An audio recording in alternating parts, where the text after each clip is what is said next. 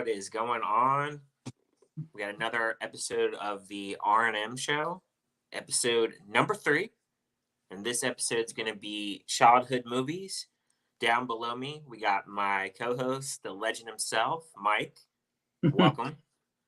Ryan, thanks for having me again, man. And hey, not just me, but 2 legends right here. Exactly. Yeah, thanks for having me, man. Pleasure. And I feel like, by the way, like the first 2 episodes have gone by so quick. I don't know if it's just me. Yeah, we could talk for a long time. I mean, they both were over 3 hours apiece, so they're pretty lengthy. So, Jason, I hope you've got a free night ahead of you. It could be wild. And we also have a special guest on this episode, and our special guest to my right is Jason from Jason the Old Millennial. Welcome to the channel. Thanks for having me on.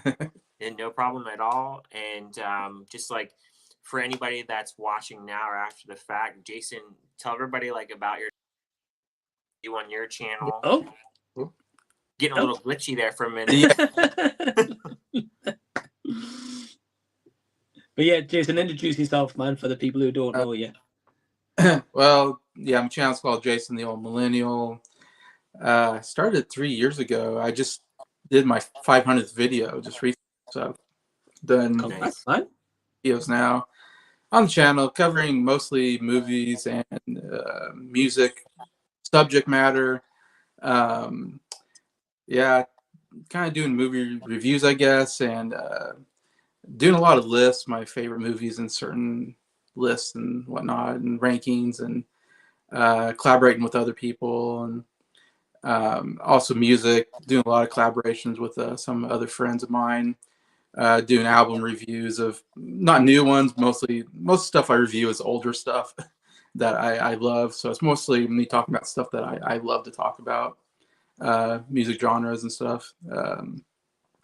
Yeah, and so just a lot of that, and then I do just anything I feel like sometimes. Like sometimes I'll have Mike on and we'll talk about wrestling, you know. Also, I like to travel, and I'll travel and do like a travel vlog as well. When I get the chance, and yeah, I love to talk about all kinds of things. So, well, welcome on, man. We appreciate you doing this with us and being our special guest this week. Yeah. And then, Mike, I'll go ahead and just introduce you. I think a lot of people know who you are, but if they don't know who you are, tell everybody what your channel is about. Yeah, man. So, well, firstly, go subscribe to Jason. He's on the road to 300 subs as of this stream, so please go support Jason. But yeah, so anyone who doesn't know me, yeah, Mike, did you see that? Do a kind of bit similar to like these guys, like reviews, vlogs, traveling videos, Back to the Future stuff.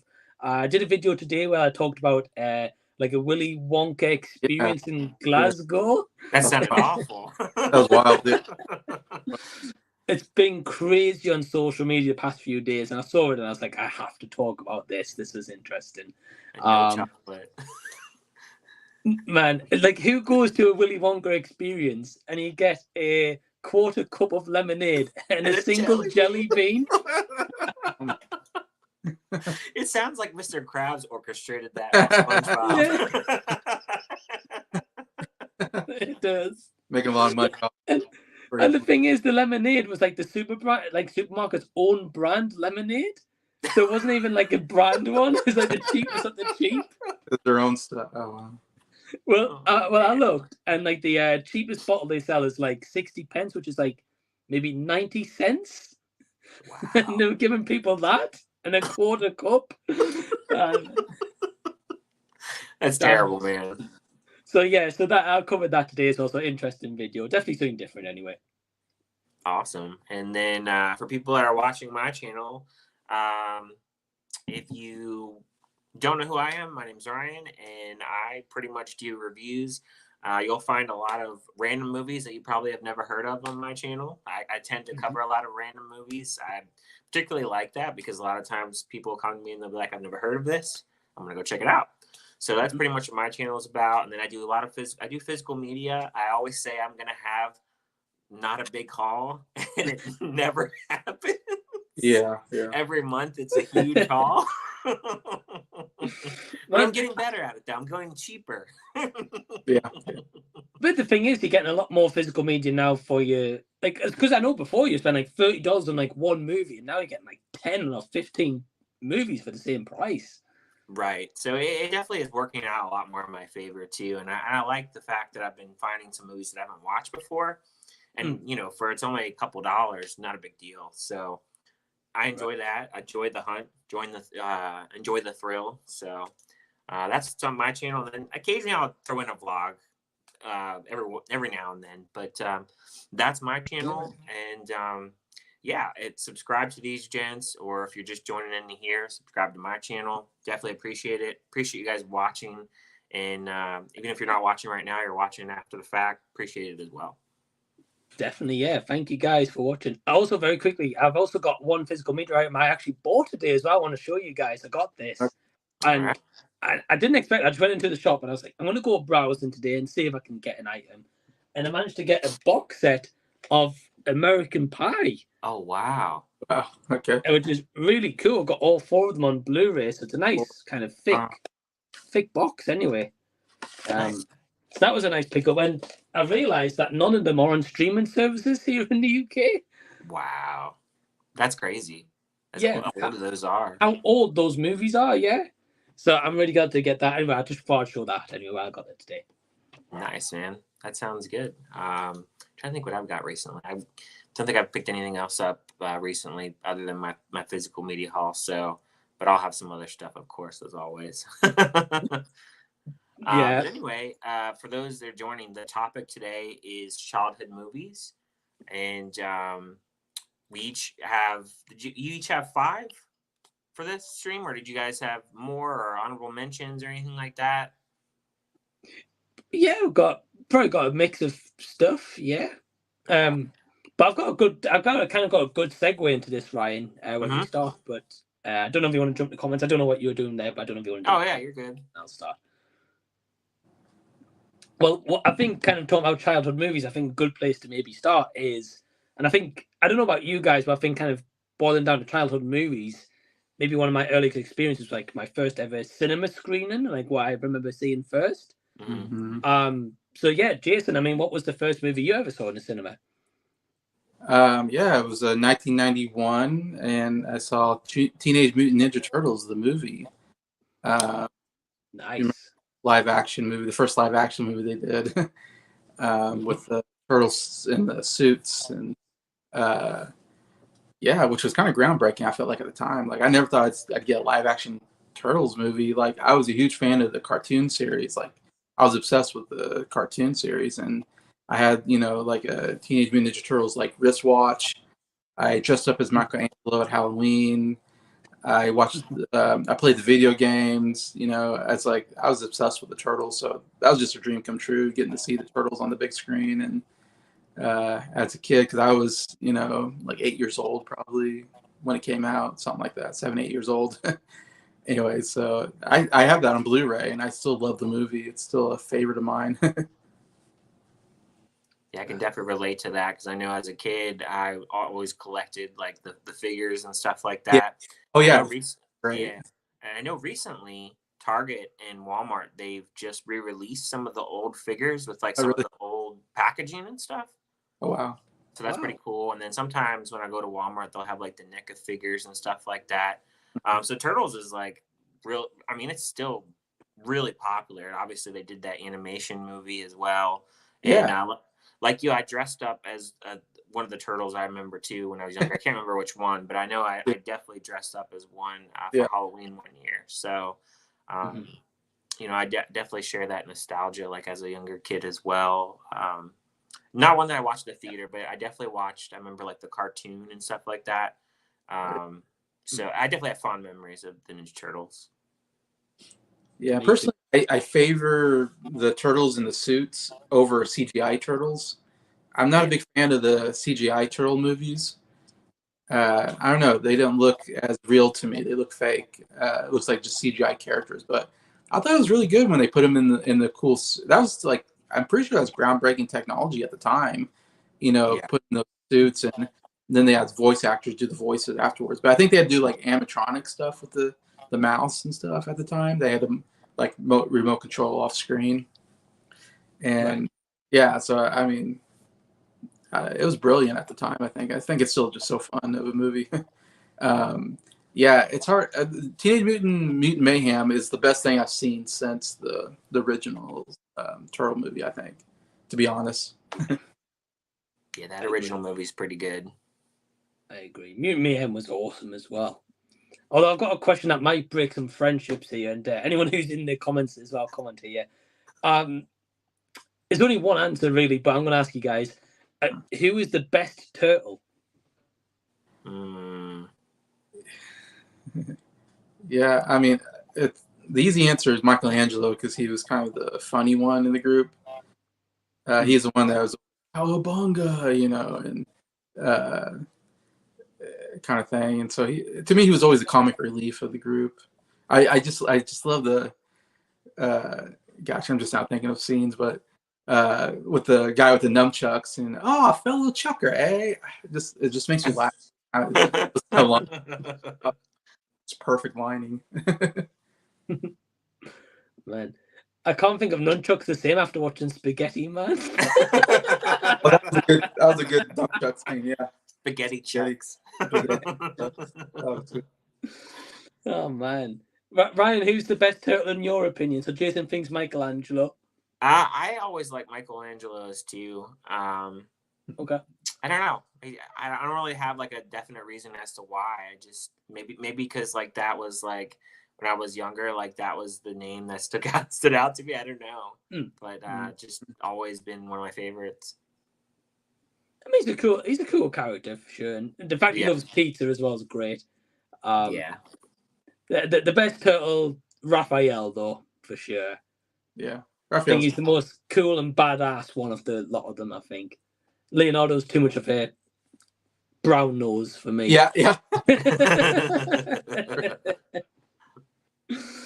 a good issue, of the group. He is. I've never been a huge fan of him. It's only because he's in the part of the group, that's why I can stand him. But, right. So okay, cool. So Jason, your childhood movie was The Turtles, which is awesome. Ryan, what about you, man? What was your first cinema movie? So for me, it was Lion King. Oh man. Yeah. Nice. I just man, like I mean the soundtrack for that is pretty iconic. I mean you have Elton John in there with that soundtrack. I don't know, just like I think that was like more like because like I saw like Disney animation kind of for the first time, on a big screen and everything. And at the time I was only like 5 or 6. So, obviously I don't remember I was a kid. the exact day. What was it? I was a kid when it came out, so you were really young. Yeah, so I think it came out, 94, I believe, if I'm not mistaken. Oh, okay. Yeah, so I was 5 during that time. Yeah, so even though I don't remember like the full-on experience at 5, that was a movie that always stuck with me. I mean, it just I like it so much that I really don't like the live action at all.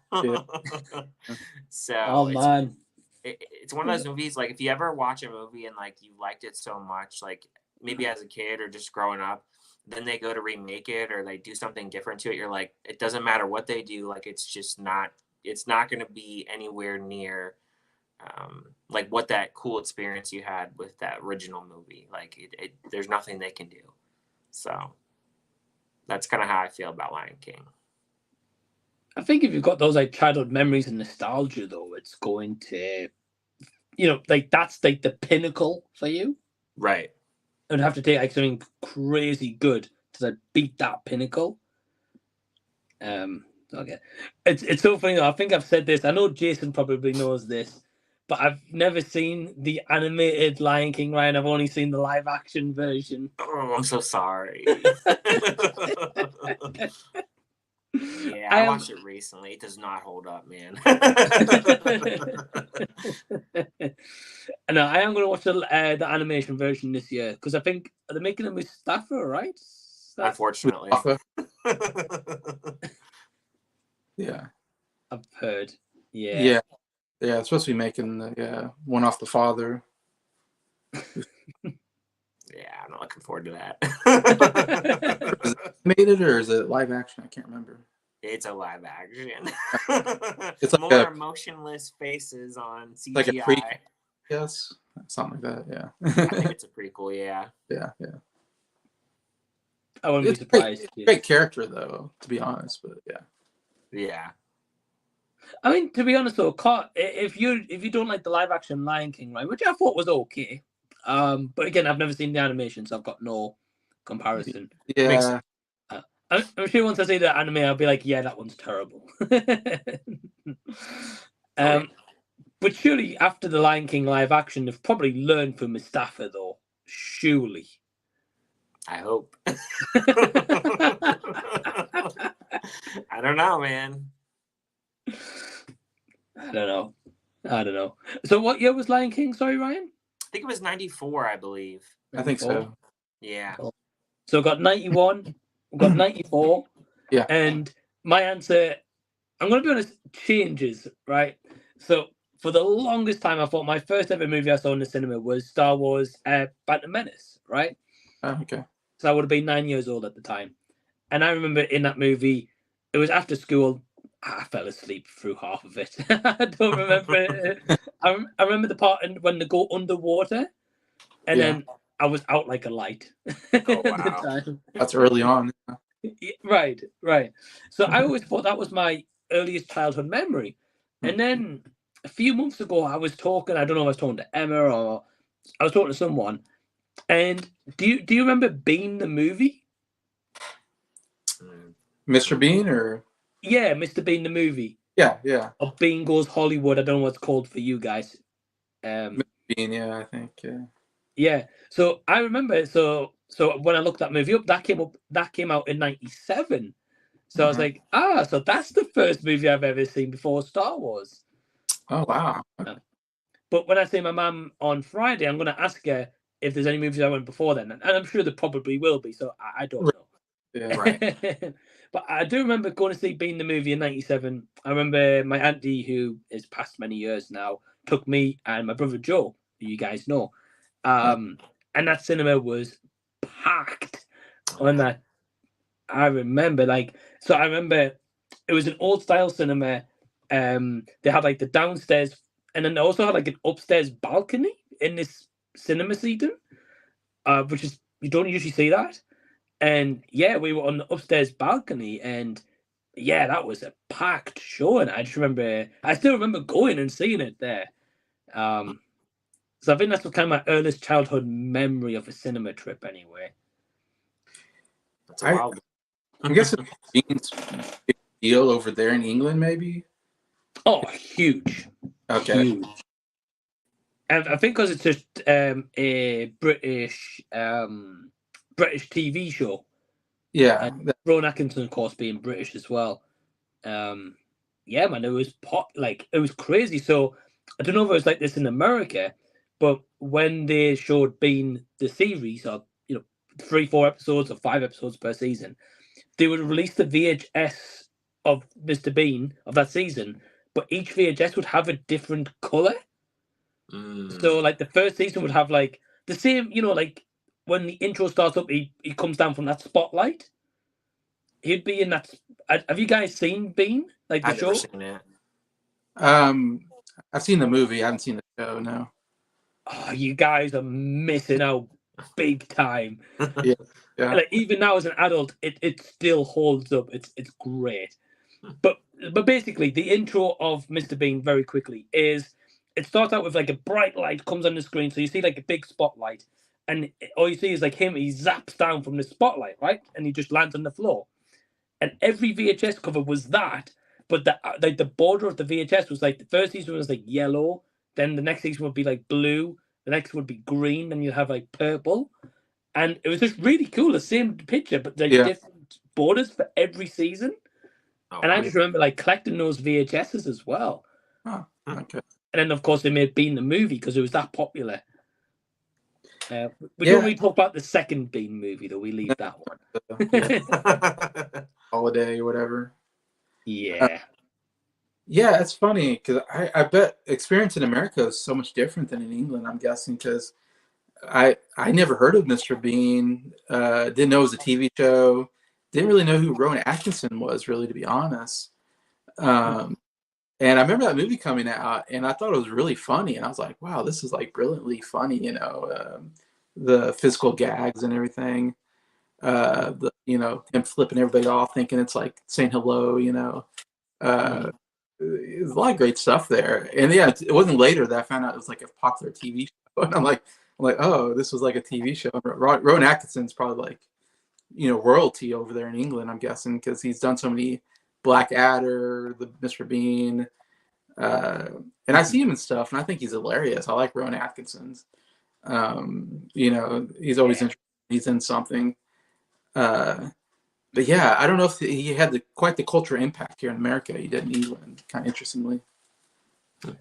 I don't know if he maybe expanded a bit more with Johnny English, possibly.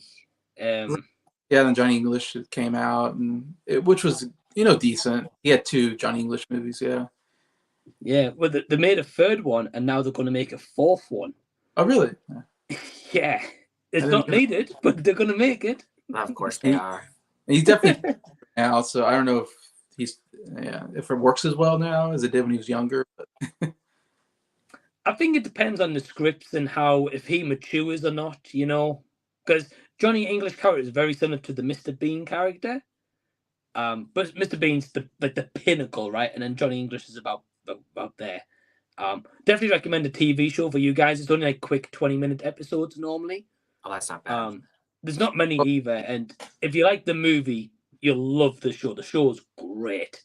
Yeah, the whole thing with Mr. Bean, he's kind of, I don't know, he's somewhat of an immature kind of, childlike character who he finds a way to make you laugh without talking. He never talks or says a word.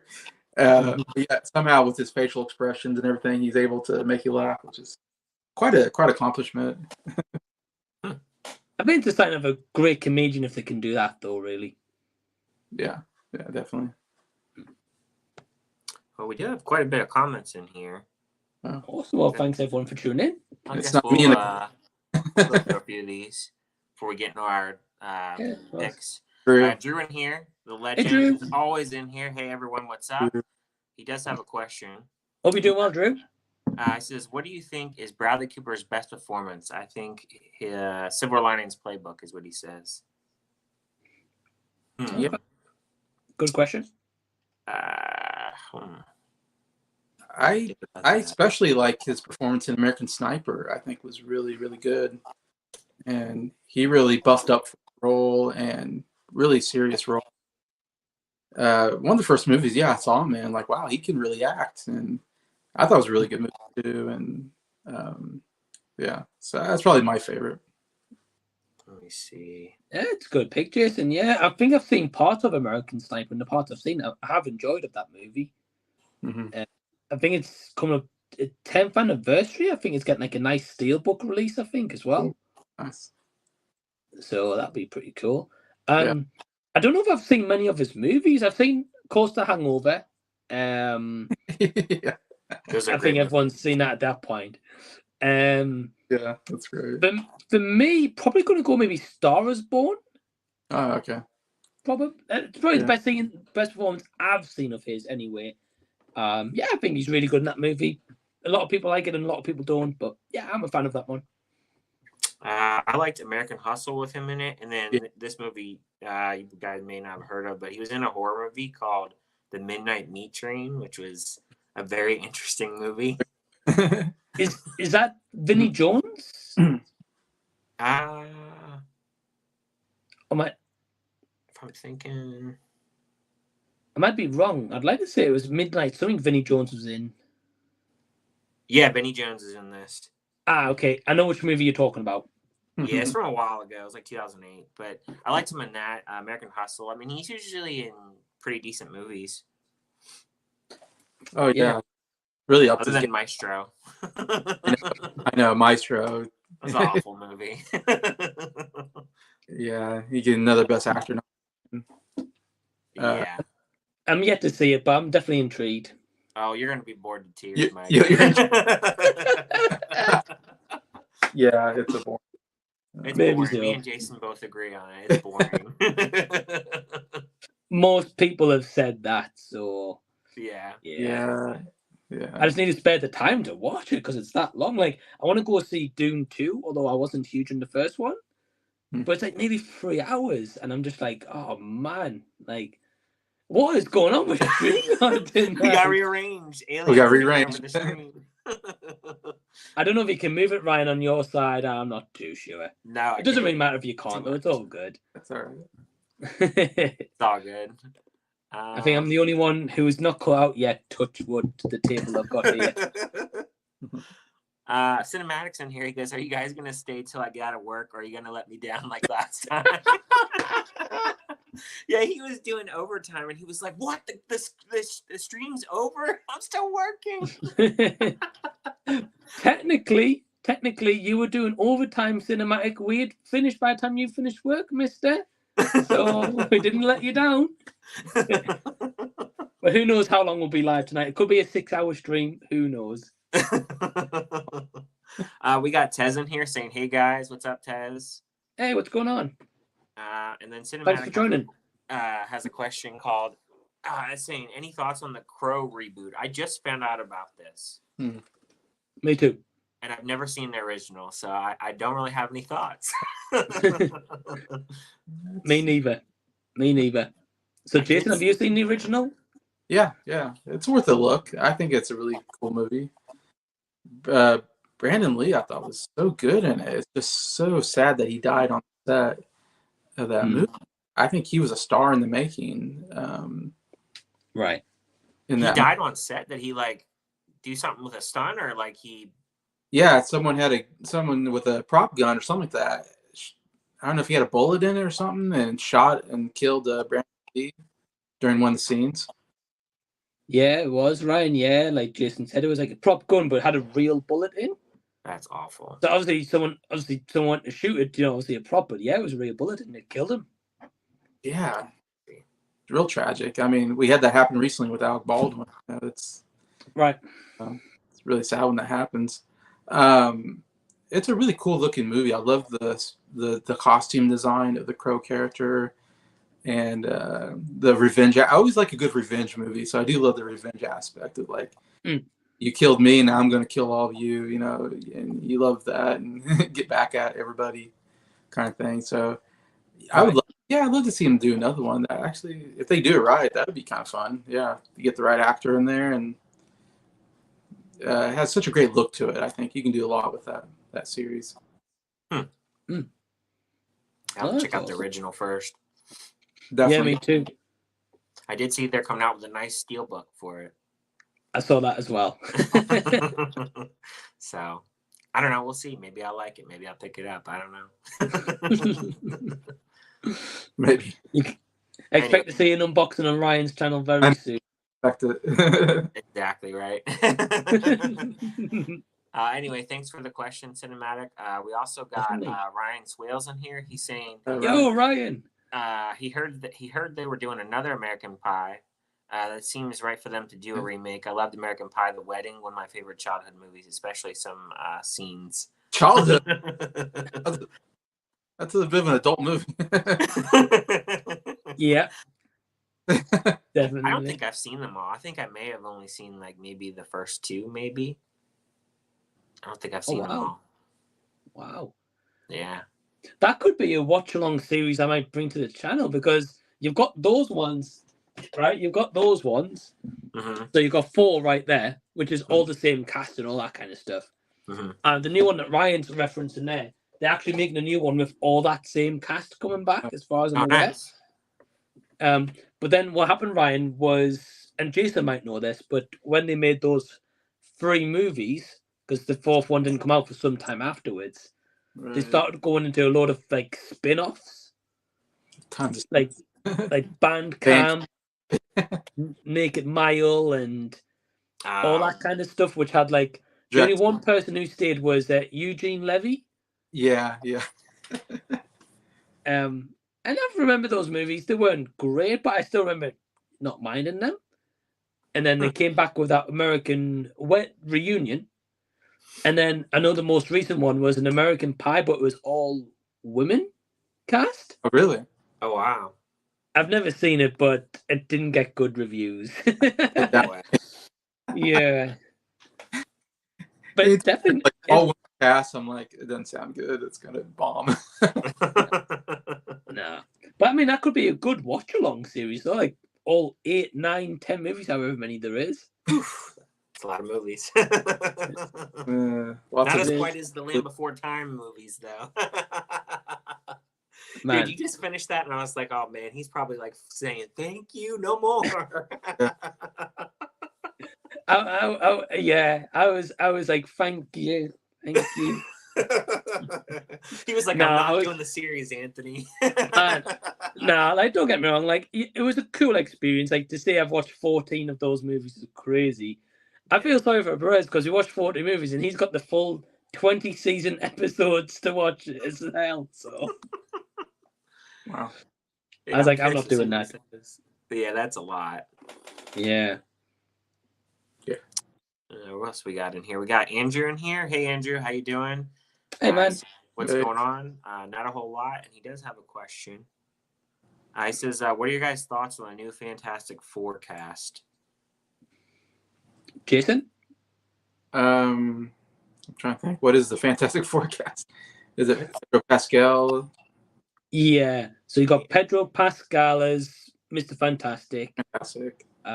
Vanessa Kirby is Invisible Woman. Okay. Yeah, I like both of those. Then you've got Joseph Quinn as Johnny Storm. Ooh, Margot Robbie's in it. Is she? That's what it says on here. What? They haven't announced Margot that? Robbie and Jake Gyllenhaal, it says. Oh, okay. I mean, they haven't announced this. I don't know if they're doing a different roles, maybe. Yeah, I just typed in Fantastic Four for 2025. It has Margot Robbie, Jake Gyllenhaal, Antonio Banderas, Adam Driver. Oh my gosh, Adam Driver, John Krasinski. Count me in. Really? What? Count me in. Wow. Okay. Unless Google's lying to me. I don't know. I really don't know. Yeah, that's a good cast, Andrew. I'd definitely be checking it out for that cast. I don't know Joseph Quinn and who the other one, but yeah, I don't know who those are. Vanessa Kirby, I know who she is. Yeah, I know her, and Pascal. Yeah, that's fine. I'm all for it. I just haven't seen a good Fantastic Four so far in my life, so I'm like not too optimistic. Like, can they find last one? I still haven't seen that last one. It's so bad. Now I'm the opposite. I've only really seen the new one. Honestly, that's the only one I've ever seen. Unfortunately, that movie was really bad. What'd you say, Jason? That movie bombed so bad. Oh, yeah, it did. It did. Ryan, have you never seen the original ones, like the Jessica Alba ones? Of course I haven't. Wow. I mean, don't get me wrong, I don't remember them being great, but I remember like being a teenager watching them. I was like, yeah, these are fun movies. I mean, it might be terrible now, though. I didn't think they were great, but I remember Jessica Alba, I think, was in one. I remember that, I think. Yeah. But best part of both of them. Yeah, she was the it girl at the time. I mean, she was so good looking. And then they give her a character where she's invisible. And it's like, no, I want to see her. But that's the only problem with that character. Oh, wow. Oh, man. Damn you, Marvel, doing this manager's service down here. Oh, yeah. Oh, Jessica Alba, man, she was like really, really popular at that time. Like, she was really like a lot of stuff. And yeah. She was. Oh, man. Well, Jason, we're going to be saying the same when Vanessa Kirby's Invisible Woman and be like, I know. Where's she gone? Happens. Let's see. Ryan says that he liked Raphael. Yeah, Red one, I believe. Interesting. Poe is my favorite Teletubby. Red also. Dude, I used to watch the Teletubbies. I think at the time I may have been like maybe like 10 or 11 or something, because I remember my grandparents used to babysit me because my parents would like get off work really late or whatever, and like the school bus would like drop us off or whatever. And also like through the summer, like my parents needed somewhere for us to go, so my grandparents would watch us. And we always used to watch Teletubbies, and my grandfather would always get up and like start dancing to the Teletubbies. So I have that memory like in my head always. And looking back on it now, like if you see the intro or just like stuff in the show, it's such a weird kid show. It's a weird show. Yeah. It's crazy they got away with that. One thing I want you to do, Ryan, after this stream, type in Teletubby set modern day. Man, obviously the banner looks creepy as anything. Huh. Yeah, I remember watching that show though all the time. Is that Teletubbies? What was it? Is that an English show, or am I crazy? Yeah, it's filmed in England. Yeah. Okay, that's what I thought. Yeah, it was on like PBS like all the time. I remember. Tinky Winky. Yeah, it goes Tinky Winky, Dipsy, la la. Oh. They didn't really speak a lot, did they? If I remember right. They did. They had like gibberish, I guess. Gibberish, yeah. not as like gibberish as like the Minions. Right. And then you'd have the son character, right? Yes, with the baby. Yeah. The baby would laugh at random times. So yeah, it's a weird show. Let's see. But correct choice, Ryan on the turtle. Andrew says Hans Zimmerman did the score for Lion King. Talk about a true legend. Yeah. Won the Oscar for his first Oscar. A master of music, that man. Probably my favorite Hans Zimmer score, to be honest. I love that score. I'm not familiar with all his scores, honestly. Yeah. He's done loads, Ryan. He's done so much.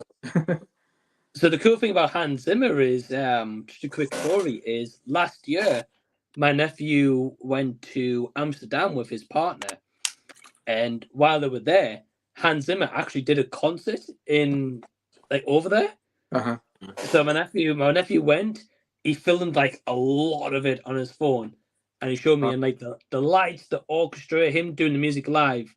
He said it's like one of the best things he's ever done, and it looked incredible. Yeah. So if he ever comes to your local state, go see him. Fair enough. Let's see. Yeah, you guys are killing it with the comments. So thank you. Yeah, we have a lot in here. Tez says it's being an alien though. It's an interesting theory. Yes. Really? Yeah. I can't really say too much because you guys haven't seen the show. Yeah, I haven't seen it either. So yeah, I'll leave that comment there. Fair enough. But I kind of agree. Travis in here. Hey Travis, how you doing? Man. We're doing well. He says he loved Bean movie as a kid. When he's flipping everything off. Oh, it's so great. And the look on his face. He's just like Fantastic movie. Fantastic, Travis. Great pick, my friend. Great pick. Let's see. That movie's so quotable. It's got so many great moments. Oh, one thing I want to quickly show you. Give me 2 seconds. Yeah.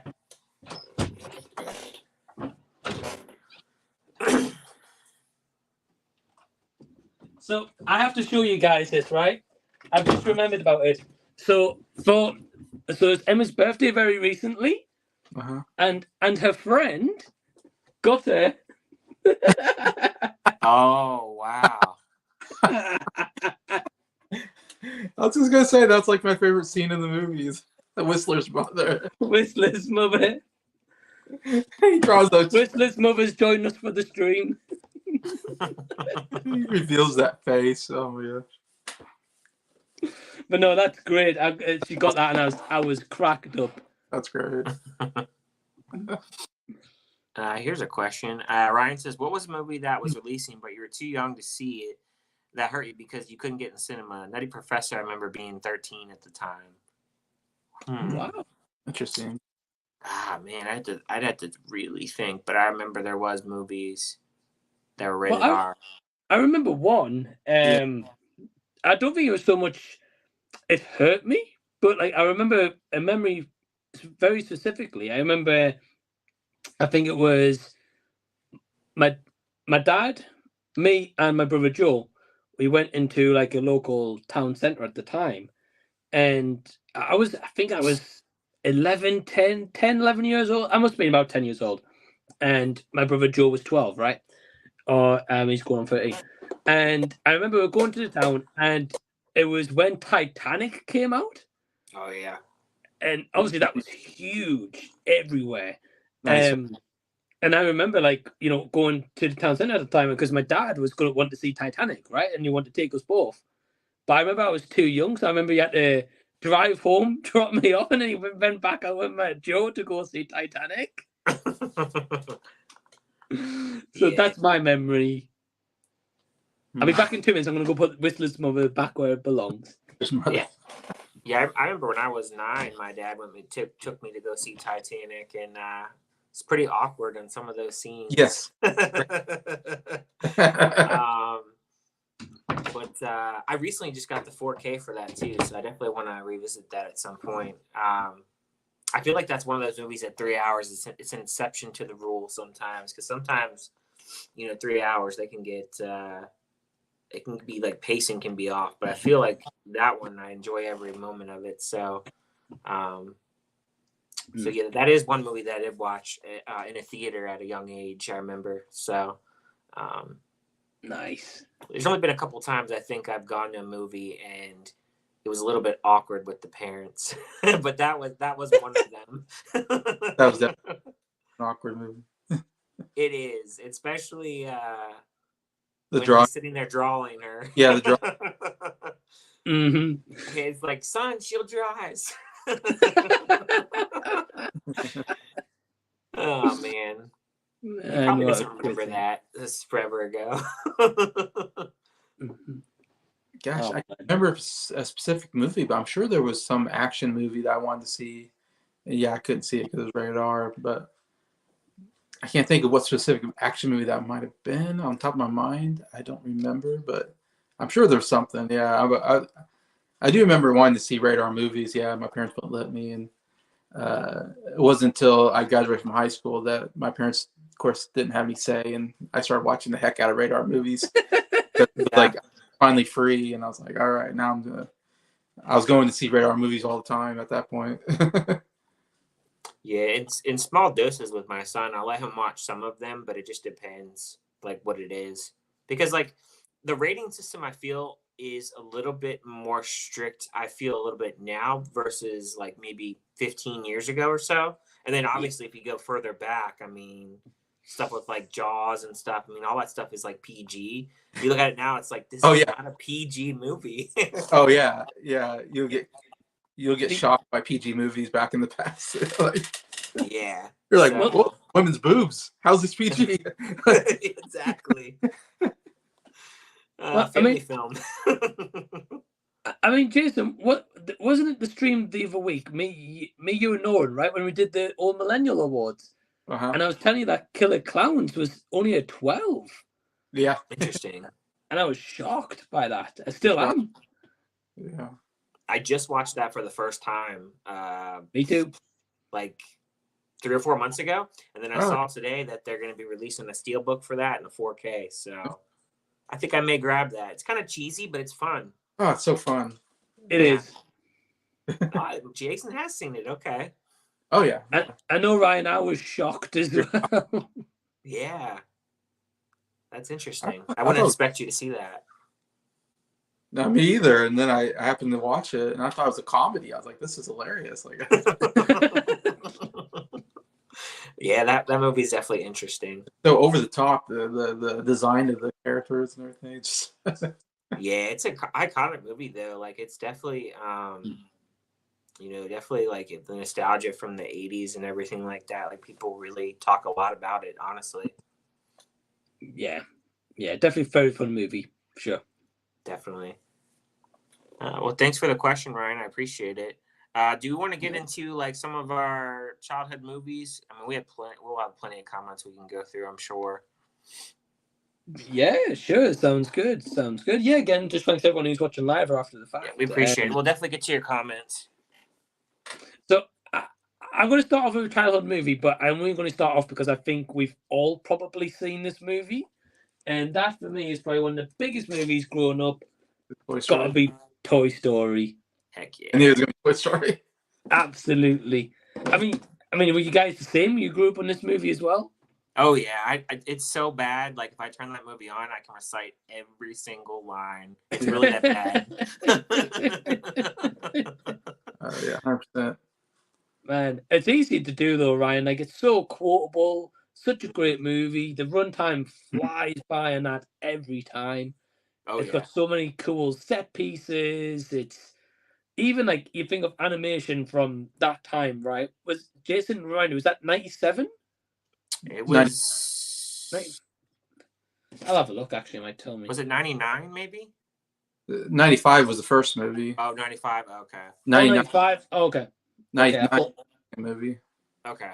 Okay. So yeah, it clocked in at 81 minutes. Wow. Which is crazy.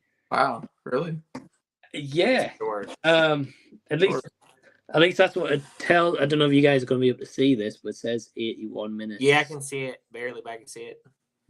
So yeah, like that movie from 1995, which by the way on Blu-ray looks amazing. Oh yeah. And like even if you compare that now to like an animation movie nowadays, the animation movies nowadays got nothing on that. Oh yeah. And man, like yeah, I can watch that movie over and over again. There's so many cool pieces. The Pizza Planet scenes, probably one of my favorite scenes. Awesome. I wish they would make one. I know. I think if they made a Toy Story movie centered around the Pizza Planet, I think that would be fantastic. Do they have anything like that at Disney? They have like a Toy Story Land, but it isn't like it feels like it's almost like a beginning stage type thing. Like it has a couple rides, but it doesn't have a lot. I feel like it's just kind of like it definitely has some cool things, but not enough. Okay. Yeah, I agree. I feel like it kind of because I went to Florida 2022. I got to go to the Toy Story Land for the first ever time, and I thought it was cool. But like you, Ryan, I agree. I don't think it fully leans into what like all the Toy Story they've done. I don't think it fully leans into it. Mm-hmm. The best part was probably the Slinky ride, and you got like Wheezy singing at the end. I thought that part was great. But yeah, like you'd think Jason would have like Pizza Planet and all that kind of stuff, right? But no. I do like watching the soldiers kind of march around and stuff like that with the drums. That's pretty cool. Yeah. It is, man. And even like again, we like the amount of movies we watch nowadays. We talk about bad guys and villains and all that stuff. In an 81-minute movie, Sid is one of the best villains you'll ever get, and it's 80 minutes to do that. So it's incredible. Oh yeah, especially when he tortures the toys. Yeah. Yeah. He messes with his sister, and he's like, he just messes with like her dolls and stuff like that. Yeah. For the pterodactyl head, I think. Yeah, the pterodactyl head. Yeah, Genie's all better now. Yeah. Yeah, it's a great movie for sure. That's a good pick. That was groundbreaking because that was the first computer. What do you call it? Computer animated or? Yeah, because it's Pixar's first film. Yeah, it's Pixar's first film. So I remember because I was like 12 years old when the movie came out, and it was so exciting. I remember going to the movie theater and being so excited because it was like new technology, and then the story was great on top of it. So it was just like a perfect combination. Mm-hmm. Yeah, and it started one of the most successful animation studios of all time. Pixar just took off running after that, but yeah, for me, it's one of the most important films I've ever seen. I think because it's like I saw history in the making. Like, they're building their legacy at the time. Yeah, so that was just amazing to see firsthand for sure. Also, Joss Whedon also wrote on the screenplay, which that was long before Avengers and and Firefly. So it's cool to have his name on there as one of the screenplay writers. Yeah. It's just crazy the legacy that it's created, though. And again, like that movie, I think anyone like us, as adults, go back to it. We can reminisce about our childhoods, or if you have a son, daughter, grandkids, nephew, niece, you could show them it, and they would probably love it as well. I still think it's crazy the fact Toy Story 2, they were originally going to just release that on VHS or DVD and not cinemas, and I'm like, whose decision's that? Yeah, seriously. Well, yeah, they're like, no, this is too good. We got to put it in the theater. Luckily, they got the good idea that, Yeah. Right. Yeah, that was a good pick. I like that pick. Yeah. Good. Well, Jason, what about you? So I'm just picking. I don't have any order. I didn't write anything down, so I can just give us an example, Jason. Okay. Well, the first one I think about is one that made a huge impact on me as a kid. I think I feel like really made me fall in love with movies was Aladdin when I saw it in theaters in 1992. It's a great one. It was one of the first movies I ever saw. Like I said, I saw Teenage Mutant Ninja Turtles, I think, in 91, and then I saw Aladdin in the theater in 92, and that blew me away. Like, because I grew up watching the old Disney movies, of course, and then Aladdin was just to me, it was like the greatest movie I ever seen in my life when I saw it. And I begged to go see it again, and I went and saw it 2 times. So my parents took me back, and I saw it a second time because I just loved it so much the first time. So I was like, I remember that was like the first time I really saw a movie. It was like, man, I love movies, and I want to just keep going and watching movies. So like, it just started my love for going to the movies, and of course Disney. I was a huge Disney fan as a kid. I was watching a lot of Disney, and that was the first one I saw in the theater. Though I didn't see Beauty and the Beast and Little Mermaid. I didn't see in the theater. I could have, I guess, but I don't know. It wasn't until Aladdin came out that I was like, oh, I gotta see this in the theater. And I was, like 9 years old or whatever at the time, and it's just a perfect combination of music was just amazing. I mean, it's just one of the best soundtracks of all time. Alan Menken, A Whole New World was huge. It was everywhere. It was like the biggest song ever. But all the singing was great. I love musicals, so like it really fed into my love of musicals. I think I love Disney when they're musicals. To me, the best Disney movies are musicals. That they really started with Little Mermaid, and they had a whole string of them from Little Mermaid to like Tarzan in the 90s, and I loved all of them. And then they went away from it, and then they started again with Tangled and Frozen and Moana. They kind of went back to the musical, right? Which I think was great. I hope they keep doing that. Just keep giving us good music, along with the greatest character I think ever created, the genie, played by Robin Williams. I think is one of the greatest characters. My favorite Disney character. Made me fall in love with Robin Williams, and like I became a big Robin Williams fan after that because he was so funny as the genie.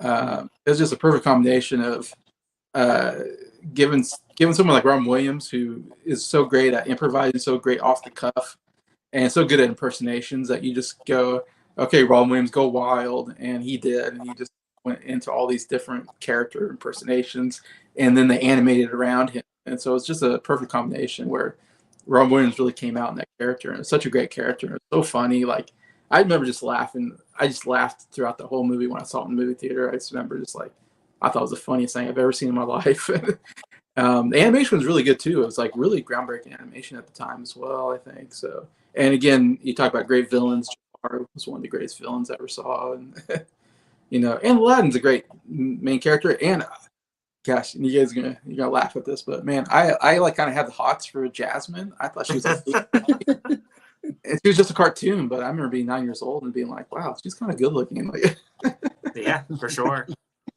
So I'm always like, anytime someone says, what was your first crush? I always think Jasmine was kind of like one of my first crushes as a kid. Well, Jason, people had crushes on Jessica Rabbit. Hey, that's true. Yeah, very true. Man, it's a great choice, Aladdin, though. Yeah, I saw that. I didn't see it as a kid, but I saw it more in kind of like my late teenage years for the first time, and I was like, yeah, this is a really awesome movie. And I agree. I think Disney's better at musicals and the Pixar to the really good storytelling, I think. Right.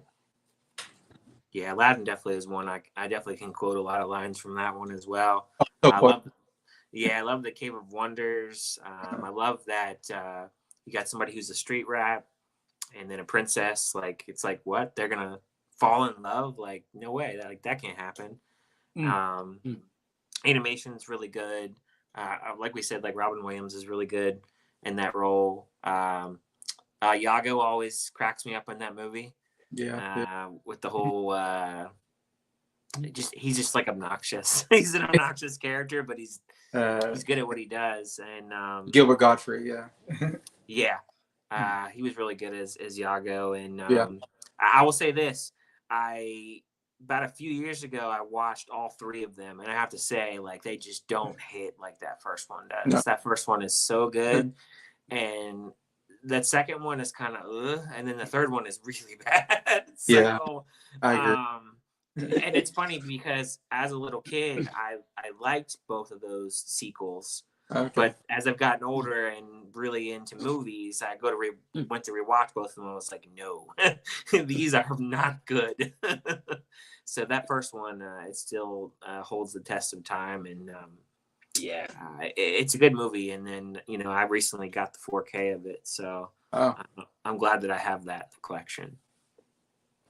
That's awesome, man. I always remember, like, so sometimes when I go to the shop to go, like, search for physical media, I'll often see the box sets of like the Aladdin trilogy, Little Mermaid trilogy, like Cinderella trilogy, and I'm like, why did we have trilogies of these?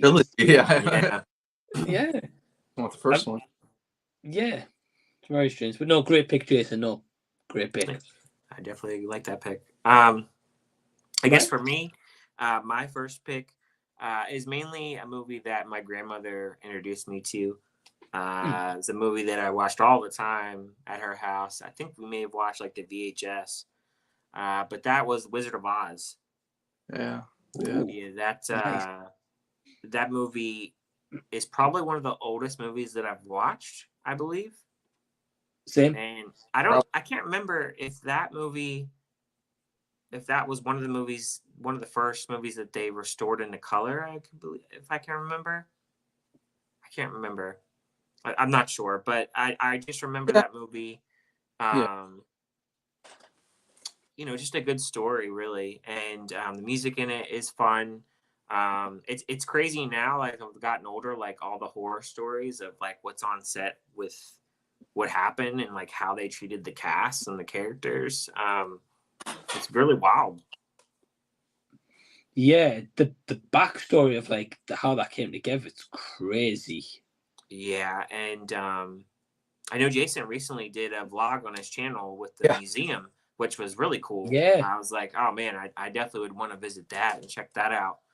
I love the building. I got the book there.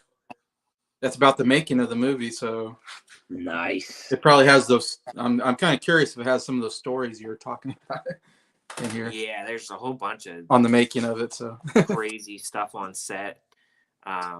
Got it, Jason. Yeah, like a lot of that stuff's on like IMDb and the trivia part, so it's got to be in that book, surely.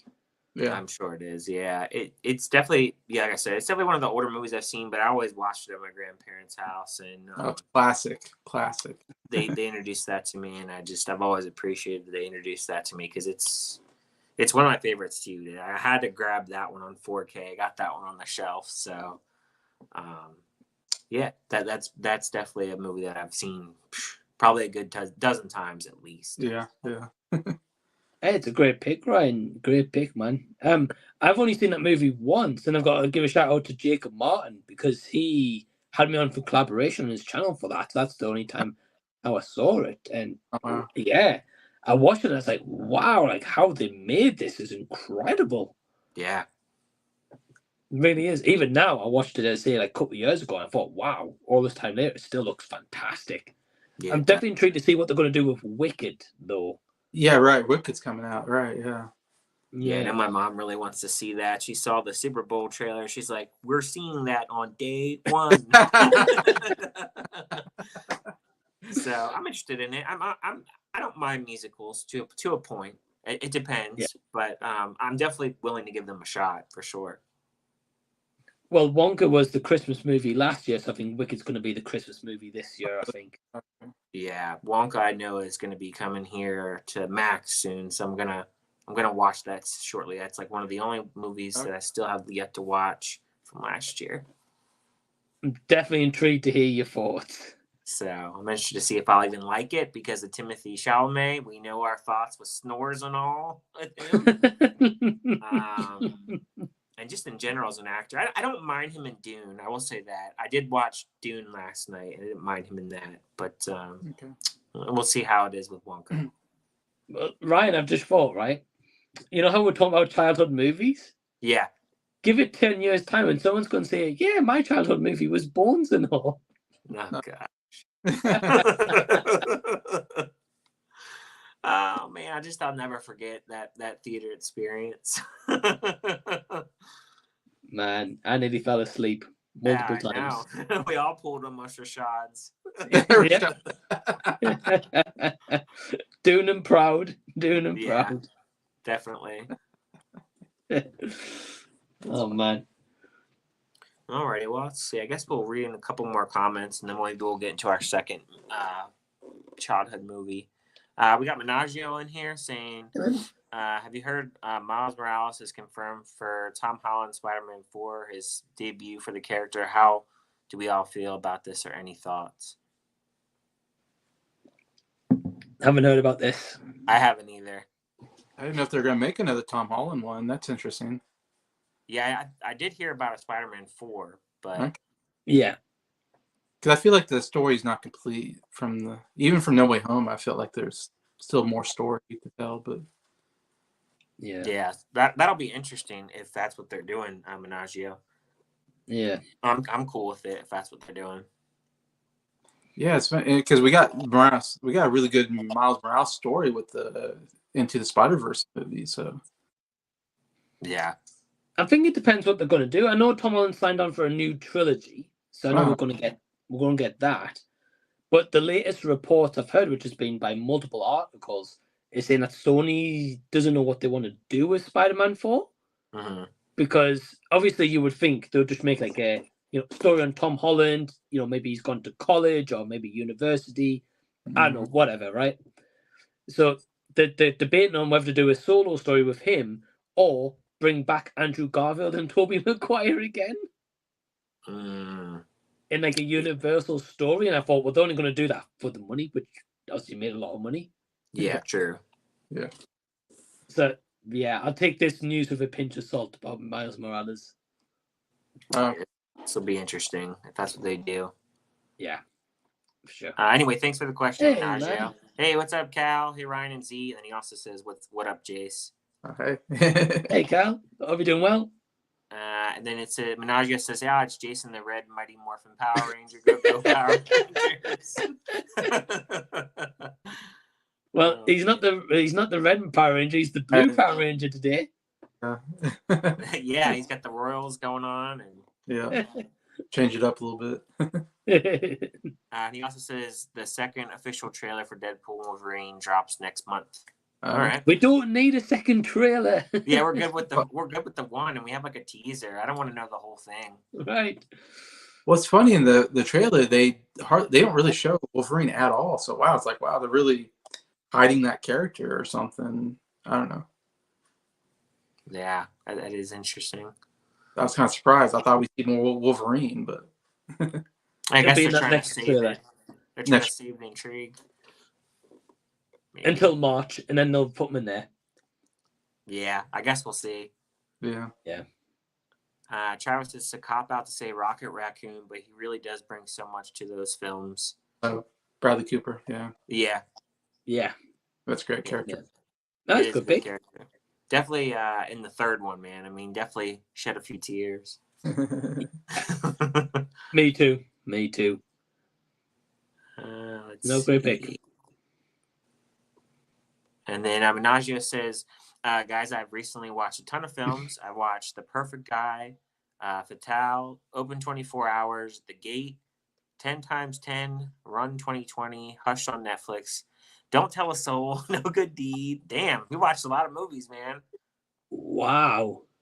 Have you guys seen any of those movies? I think I've heard of one of them, maybe. One of them?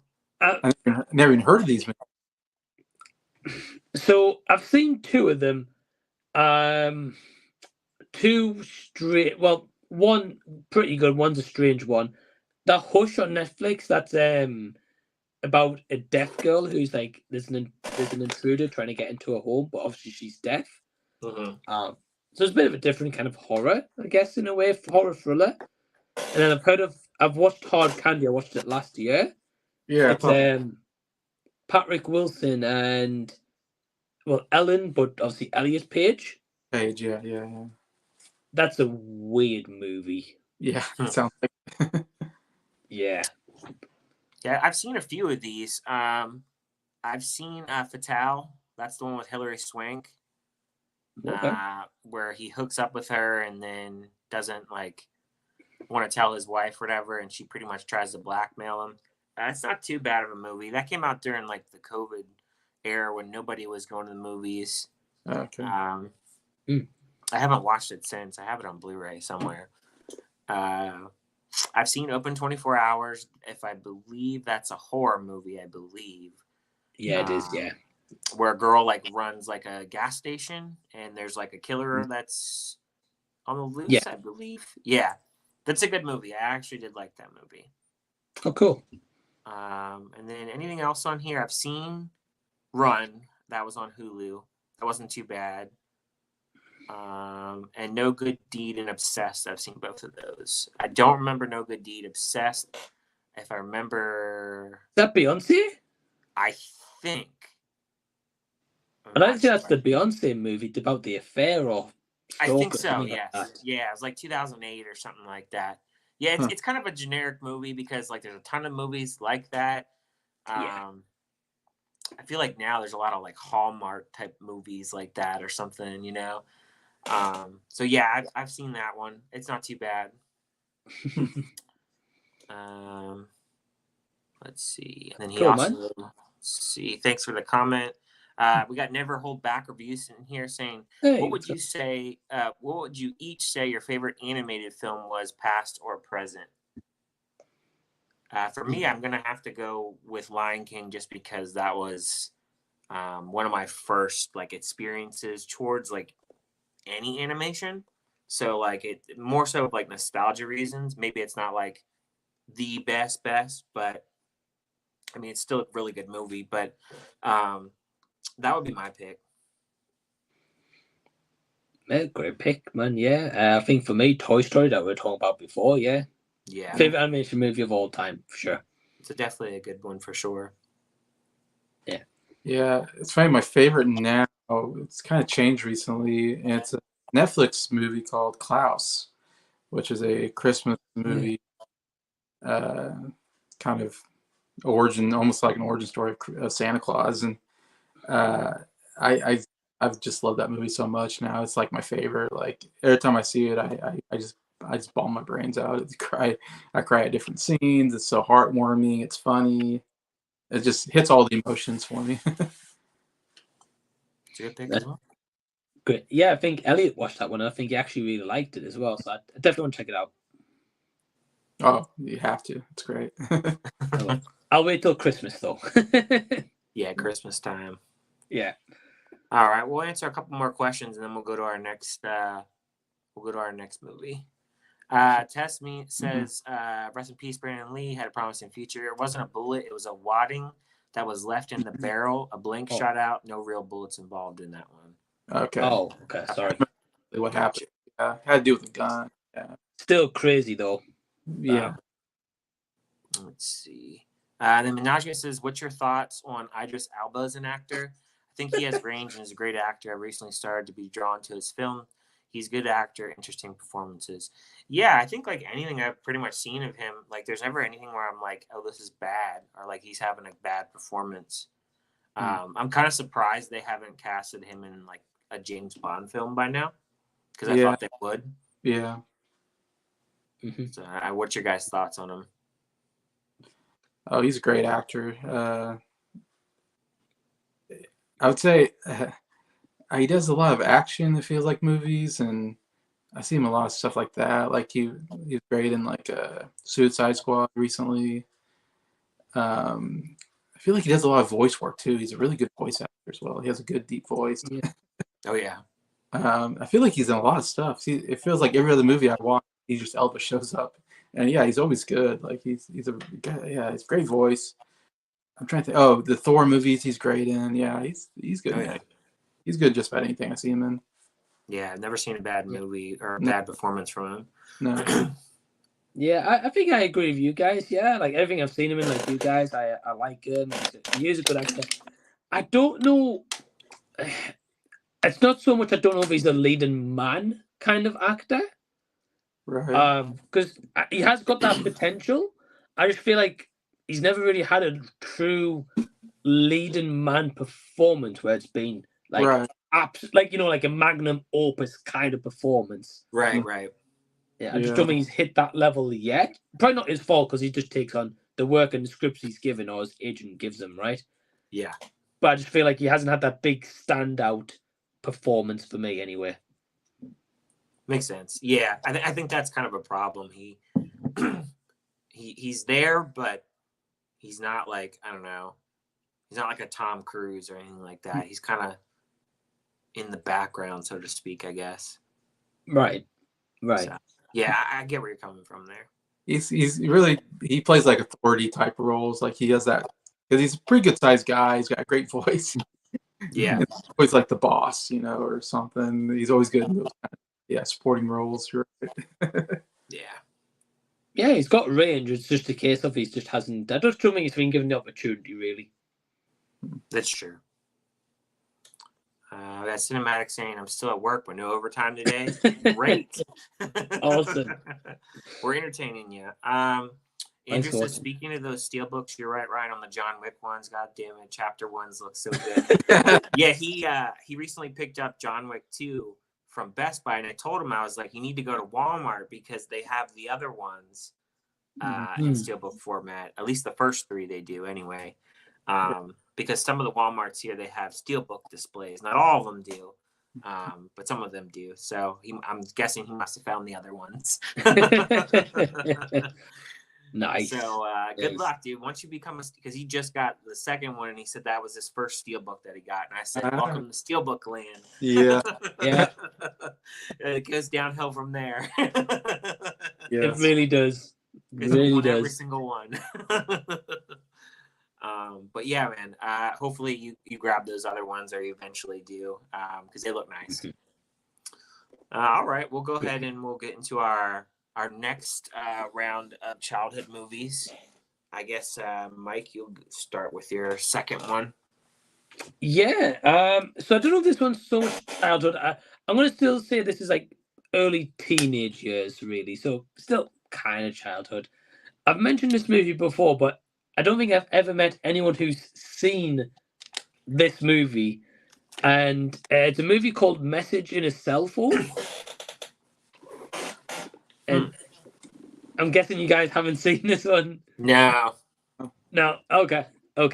So it wasn't in cinemas or anything. It was on a TV channel called Sky TV, which is like our main program. Maybe for you guys, like when you had cable, right? Like the main movie program on that format.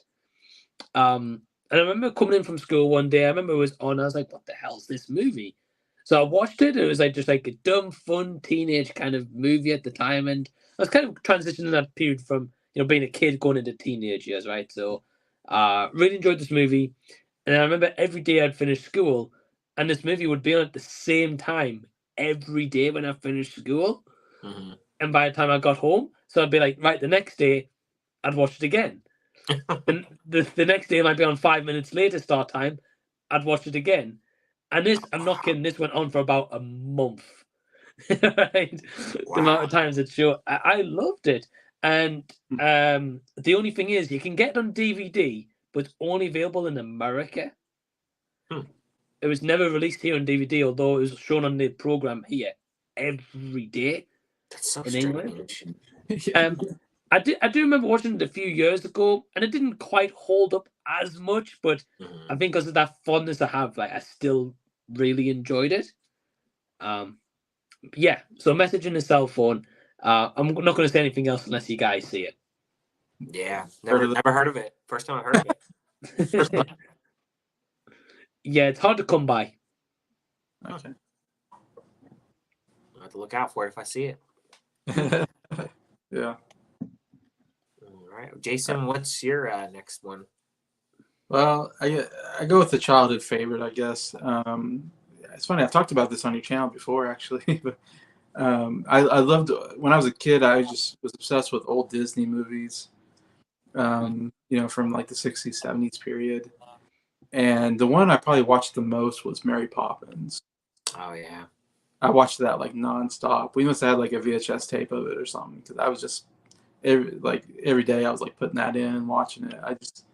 I think it's a perfect kids movie because it just really, takes you to this fantasy world in a sense, and you love that as a kid. I think being transported into this fantasy world where reality doesn't exist. You can jump into a chalkboard painting on the sidewalk, and all of a sudden you're in this fantasy world of talking animals and all this stuff. And I absolutely love that aspect of the movie. As a kid especially, loved all those fantasy aspects. So the music is great, of course. So many catchy songs, and I love the English setting too. I always love the English setting. Is always great. Mary Poppins herself is just a magical character, of course, that you love. She, has that. She makes like inanimate objects move. I mean, she has like this. I don't know what she is. She's like a witch or something. She's like magical power. She flies. She has a bag that has an endless amount of things that she pulls out. I mean, it's all great as a kid. You're like, oh, I love all this stuff. Like, gravity doesn't really exist around her, which is interesting. As a kid, you're like, man, I want that stuff too. And then you got Dick Van Dyke. I think it's one of the funniest actors ever. Like, I loved physical comedic actors. Like, you talk about Rowan Atkinson. Is a great physical comedian, and Dick Van Dyke's one of his physical comedians. The way he moves around, dances, and it's funny. A lot of English people don't like his accent, but I always love that Cockney accent. I'll sweep your chimney. I will. That kind of stuff. And if you're like that, I always thought that's what English people talked like was that that Cockney accent. Everybody says he has a really fake accent. I was like, oh, I love it. It's funny. It plays the character, I think, perfectly, and it reminds me of England, in a funny sense. But yeah, it's just a perfect kids movie to me. The dance sequence on the roofs, the chimney sweepers, so good. Like I said, it's a great ending too. Well, with the father, kind of finally, I don't know what to say. He's such a hard, father, and then at the end he kind of learns to, have fun and and not be so serious. But yeah, it's a fantastic. Yeah, to be honest with you, it's pretty bad, but I've never seen it. I've never watched that one or the remake. I've seen bits and pieces, so like I know some of the musical aspects of it, but I've never watched the whole movie. Here I'm going through specific scenes of the movie, and you're like, I have never seen it.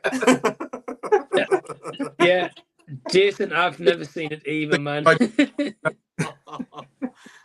You're like, what's this talking about? I've seen Mary Poppins Returns, but never Mary Poppins. Oh, that's funny. It's a classic. I don't know what to say. He's sitting there talking about just like we're both nodding our head, like I've never seen this movie. And he's just like, oh, the dad turns good at the end. I'm like, oh, I don't need to see it now.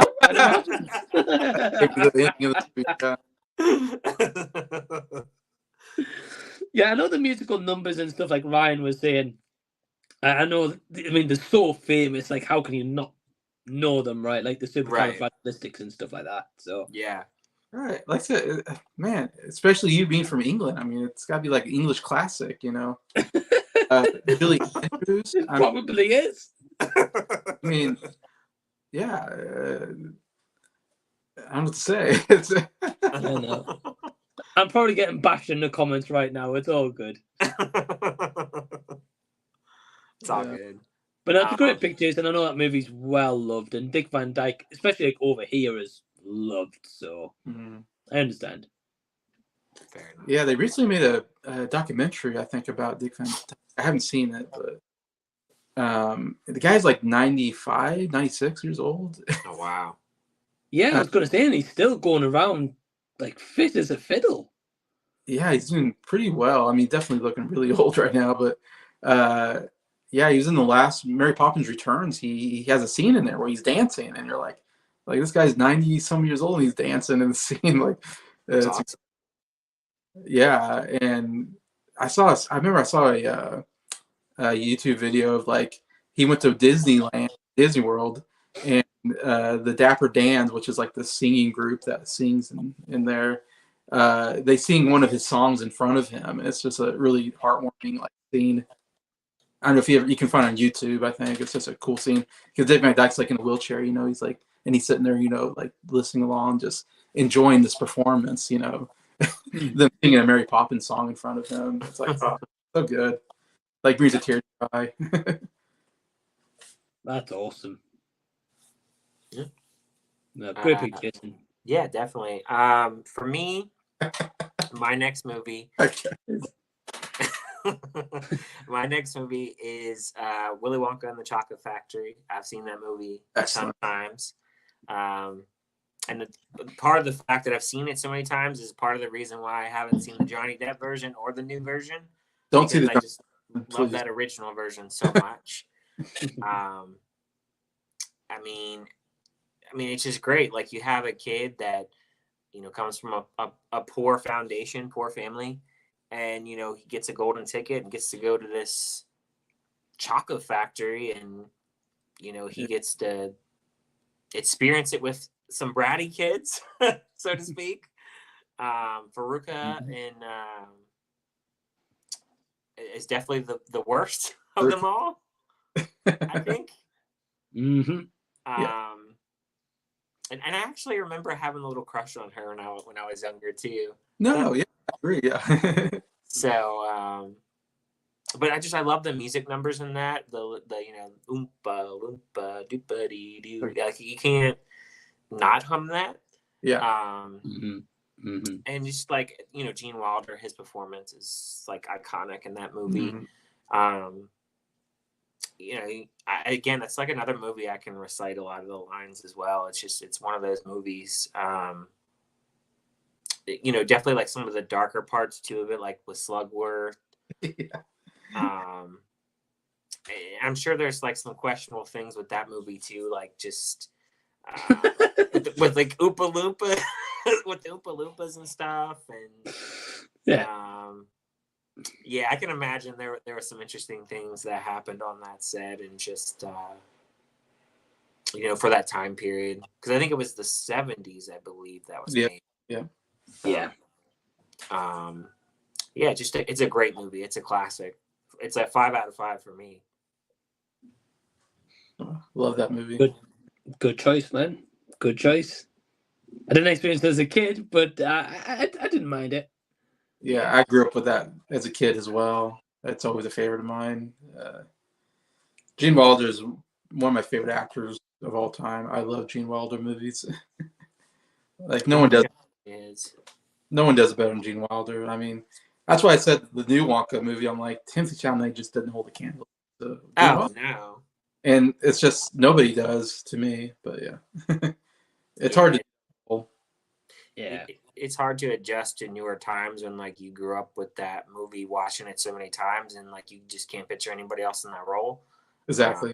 Yeah. And even though like the new one's a prequel, it's just like, I just don't think it's gonna have the magic. You know what I mean? But, you know, I'll try to go in with an open mind when I watch it and try to not compare the fact. I mean, you can't really, I guess, compare it because it's a prequel in a way, but you still want to compare. You're going to compare him as Wonka compared to Gene Wilder, which we obviously know that's like nowhere near it. So yeah, it's tough.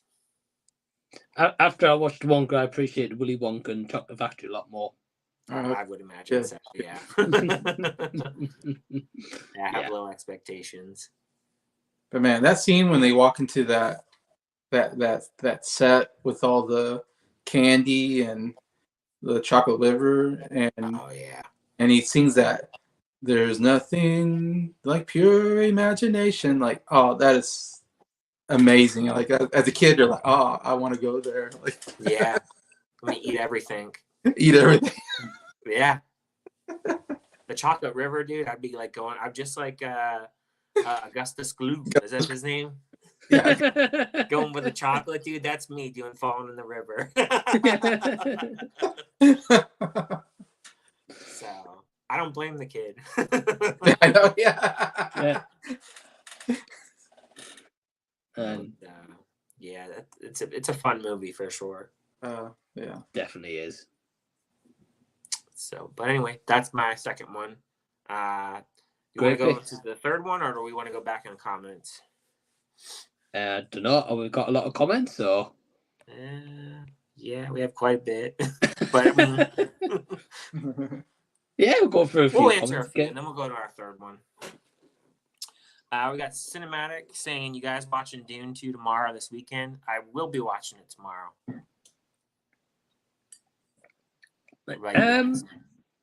Probably Saturday, I think, for me. I'm not sure I'll be able to see it Friday, but I do plan to maybe do a double bill of Dune and Lisa Frankenstein, because we just got that. Oh man, that's gonna be a long time at the theater, bud. It's like a 5-hour trip right there. Jeez. Yeah, if not, it'll be Lisa Frankenstein next week. Yeah, I think. But yeah, probably Saturday, Dune 2. Fair enough. How about you, Jason? You gonna check it out? No. Did you like the first one? No, I can't remember. No, I didn't like the first one. Okay. See, I rewatched the first one last night, and there's definitely more appreciation for it the second time go around. Because I wasn't like the biggest fan the first time, but I think now that I watched it the second time, I got a little bit more out of it. I've seen a lot of people compare it to Star Wars, but I mean, I haven't seen obviously all the Star Wars movies, but to me, it doesn't feel like a Star Wars movie, but I don't know. No, not on that level. Yeah. No.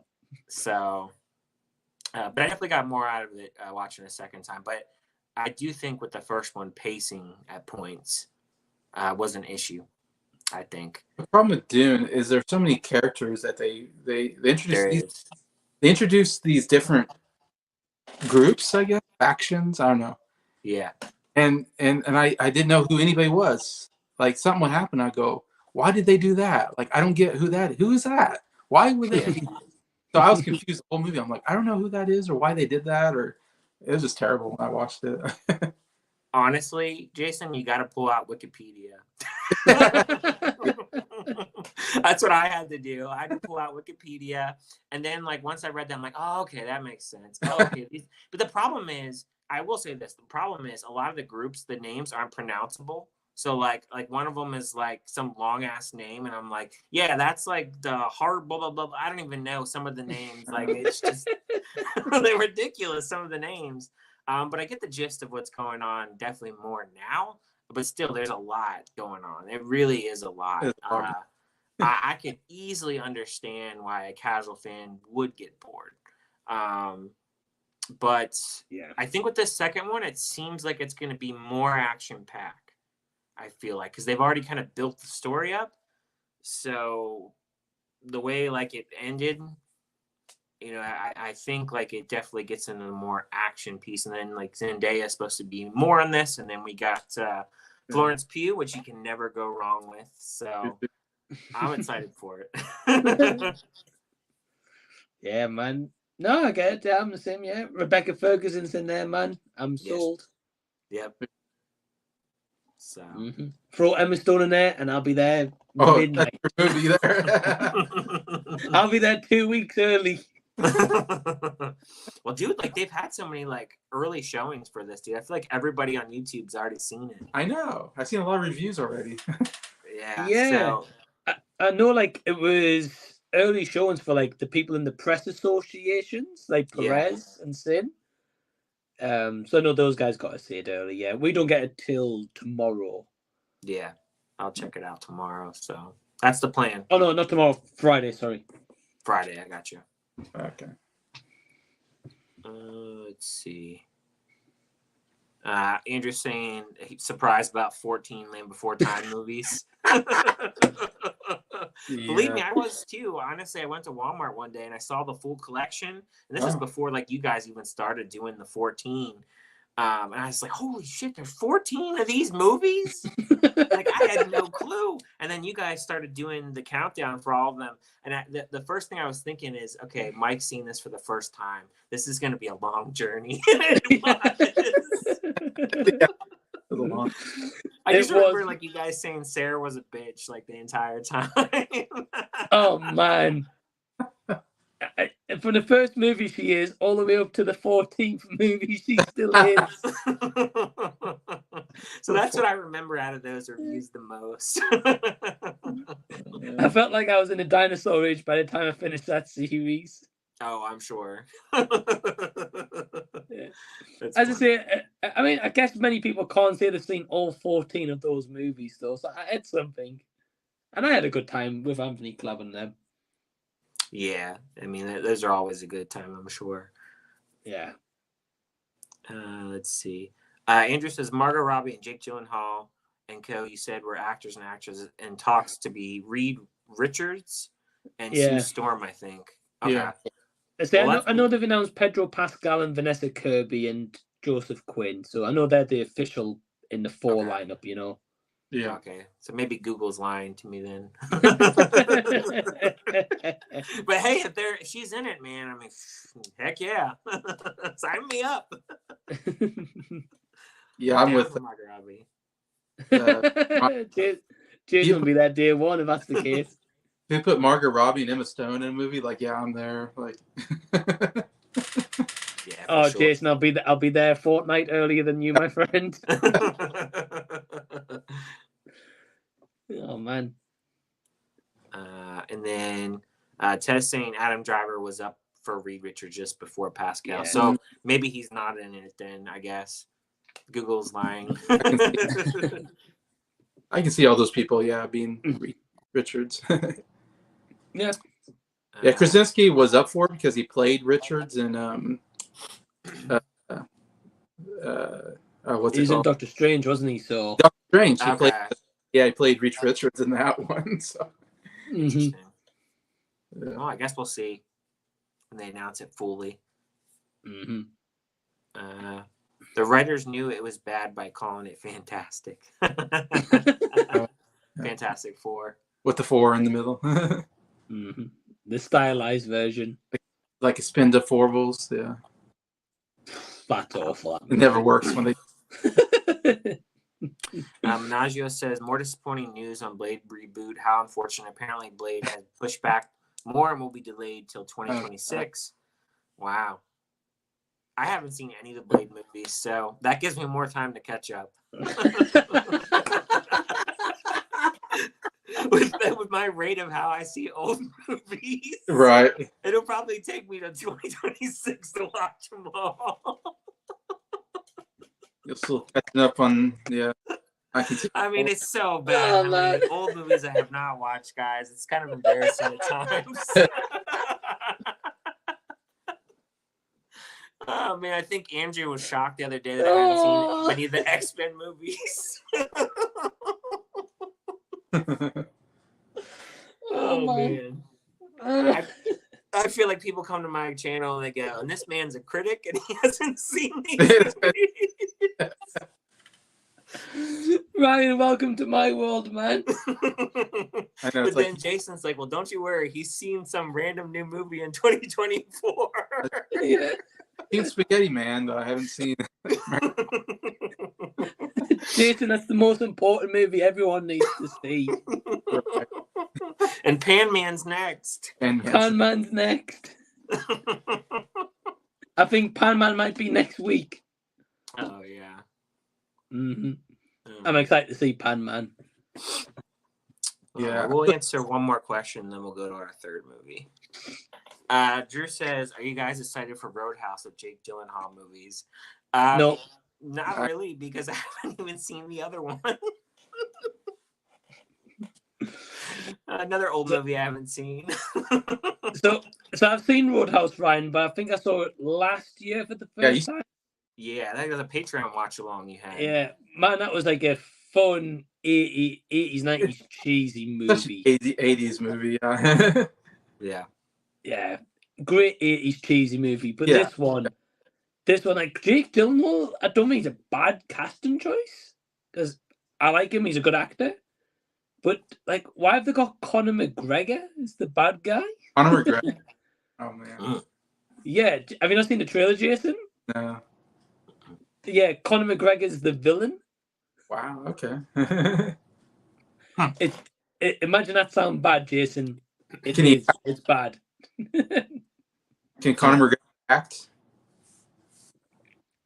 I think it's his first ever thing, so probably not. No. I have a bad feeling. So no, I'm not excited, Drew. No, not needed.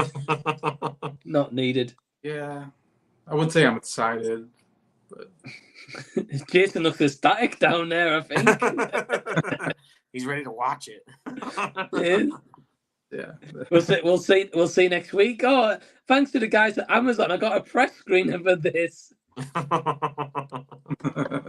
That'd be funny. Man. All right. Well, I guess we'll go into our third movie for childhood. Yeah, man. Well, I'll kick things off again. Yeah, so for me, the next movie, I know Jason's seen this. I don't know if you have, Ryan. Who knows? Ryan's seen it. True. So this is a Disney movie, and I remember it was like on a Disney Channel back in the day, and that's how I found out about it.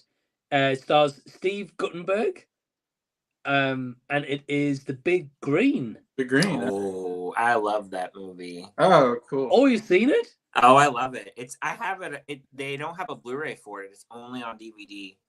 Mm-hmm. And you think like how a movie like that doesn't have a Blu-ray yet? It's crazy. Oh, dude, I watched that movie so much because I used to play soccer when I was younger. So that was a movie that I always watched. Nice, man. Yeah, I mean, I probably don't have to say too much here because we've all seen it. Yeah. But yeah, grew up with that movie. Love, of course, football. England created football. You guys took soccer. Yeah, you got the hot English teacher in there. Oh man. Yeah. There's no way she could teach that class wearing that clothes. I mean, yeah, seriously. I was watching and like, yeah, no guy's paying attention at all, like to what she's in that classroom. Mm-hmm. It's totally I wouldn't be. I wouldn't like that. Yeah. Oh man. Yeah, so you've got that to start with. Then you've got the football element as well, which I love football, so that helps as well. And yeah, just like a typical underdog story. Not one of the, if you think of underdog stories, not one of the greatest underdog story movies ever, but definitely a childhood favorite. One I would go back to like now and I'd still enjoy a lot. So yeah, Big Green for me. Yeah, it's such a fun movie too, and like there's a lot of relation to that too because I feel like I've been on a lot of bad soccer teams. I don't know quite as that bad, but still pretty bad. But I think what always sticks out to me with that movie is Larry every time he's in the goal box and like he's afraid of like who's coming next. Like they're like Buccaneers or they're ninjas or the Walking Dead or whatever they are, That's always funny. I think it's an intriguing way to look at like fear and imagining different scenarios. Yeah, I like that. Yeah, and for me too, like when I was in soccer, I played goalie a lot, so I definitely understand. Like, I guess it's fear in the goal box. But I don't think I had that fear like he did. But it's just interesting to see that, and then obviously like they had the mix of like co-eds of teams because I guess like back in those times they didn't have like the mix of the teams and everything. and genders. So that was cool. Because I did play with like mixed gender teams too with me as well. So it's just a relatable movie for sure. Like, and I like playing soccer. I always have. So yeah, I think it's a good movie for sure. Hopefully it'll get a Blu-ray in the future. When you'd think so. At least the Blu-ray. At least the Blu-ray. I say you'd think so, man. By now, like how old that movie is as well, you'd think. Yeah. Pretty old movie. Yeah, I saw it in the theater, and wow. I was probably a teenager, I thought at the time, or I don't know. Maybe I was a preteen. I can't remember. When did it come out? Do you remember? Ooh. Let me see. Yeah, I'd have to look it up, but yeah, 95. 95. Oh, yeah. Wow. Okay. Yeah. Wow. I was about 12, so yeah, I saw it in the theater. I remember. Yeah. That was a fun movie. That goalie keeper, he was like a staple in those kid movies back in the day. He had such a Sandlot too. Sandlot. I was gonna say Sandlot. Sandlot. Yeah, Sandlot, great movie. That's another childhood movie there, right there. Sandlot. Oh yeah, Sandlot's a good movie. Yeah, he had such a great face. Those roles, I don't know, because he had a memorable look. He hasn't changed much too. Like, I mean, he's pretty much the same, and I think he still does like skits and stuff. I think so. I forgot his actor name, but he's like I said, he's definitely like you were saying, he's definitely somebody you remember. Oh yeah, he was always he had that mean. I don't know. He kind of was good at insulting people. It seemed like I don't know. He just had I saw him in a role. He was always kind of I don't know what I say. He's just very sarcastic and insulting people, and yeah, he's great. I agree. That's a good pick. Yeah. What about you, Jason? Well, here's a movie I was thinking. I mean, because this is a movie I was obsessed with as a kid, and that was Star Wars. Yeah, I don't know. Any guy I feel our age felt Star Wars as a kid. I'm guessing. Except no, sorry. I know Ryan didn't. I forgot. Never heard of it. I forgot. I didn't watch Star Wars, Jason, until I was a lot older. Oh, okay. Well, most people fell in love with it. Because it was just the ultimate action adventure movie as a kid. The lightsabers, like first time seeing a lightsaber, or like, what is this? It's like a sword, but it's like glowing, and it's like the coolest sword ever. And yeah, I just absolutely loved all the lightsaber battles and stuff. And well, there's not a lot in the original really, but the ones between Luke and like Vader are just iconic, you know. And Vader's like the most iconic villain I think today. I mean, when he first walks in and he's got that black outfit with the mask, like in the cape, it's like, immediately you're like, this is the coolest like bad guy ever. He's got the James Earl Jones voice, you know. It's like, so good. Han Solo is one of the greatest characters I think ever created, and Harrison Ford, so good in that role. Such a fun role. The hot shot, you know, sarcastic, and his banter with Princess Leia, so good. They hate each other and they fall in love with each other, kind of thing. But yeah, and the Force is such a cool idea as a kid. It's magical. Again, as a kid, you love things that are magical, fantasy. It's a sci-fi fantasy movie, you know. And so you love that idea of like, you know, as a kid, you're like, man, I would love to move things with my mind, you know. I would love to fight with a lightsaber, you know. Like I want to be in that movie doing those things. The space battles were like revolutionary, and I watched it in the 80s, you know, when I was a kid. And this was made in, you know, 77. So at that time, it was like, wow, I've never seen anything like it. Those battle sequences and them going down into the trenches. It was just magical as a kid, and always have a lot of love for those movies because of that. Great pick, Jason. Great pick, man. Especially that original trilogy is fantastic. I know Ryan's yet to get there, so I don't want to say too much of spoilers. Yeah, I forgot I haven't seen those. No. We're gonna get there, Jason. Don't worry, we're gonna get one to them movies. If I was talking to Anthony Perez and Jacob Martin, they would agree with me, though. Oh, Perez would be sat there right now. Woo, Jason! Woo! Let's talk about that one for an hour. Yeah. Yeah, he'll defend every single one to you.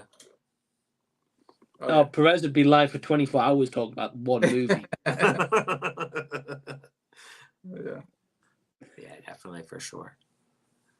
For me, my third pick is a movie that you guys may not have watched, but Angels in the Outfield. Yes.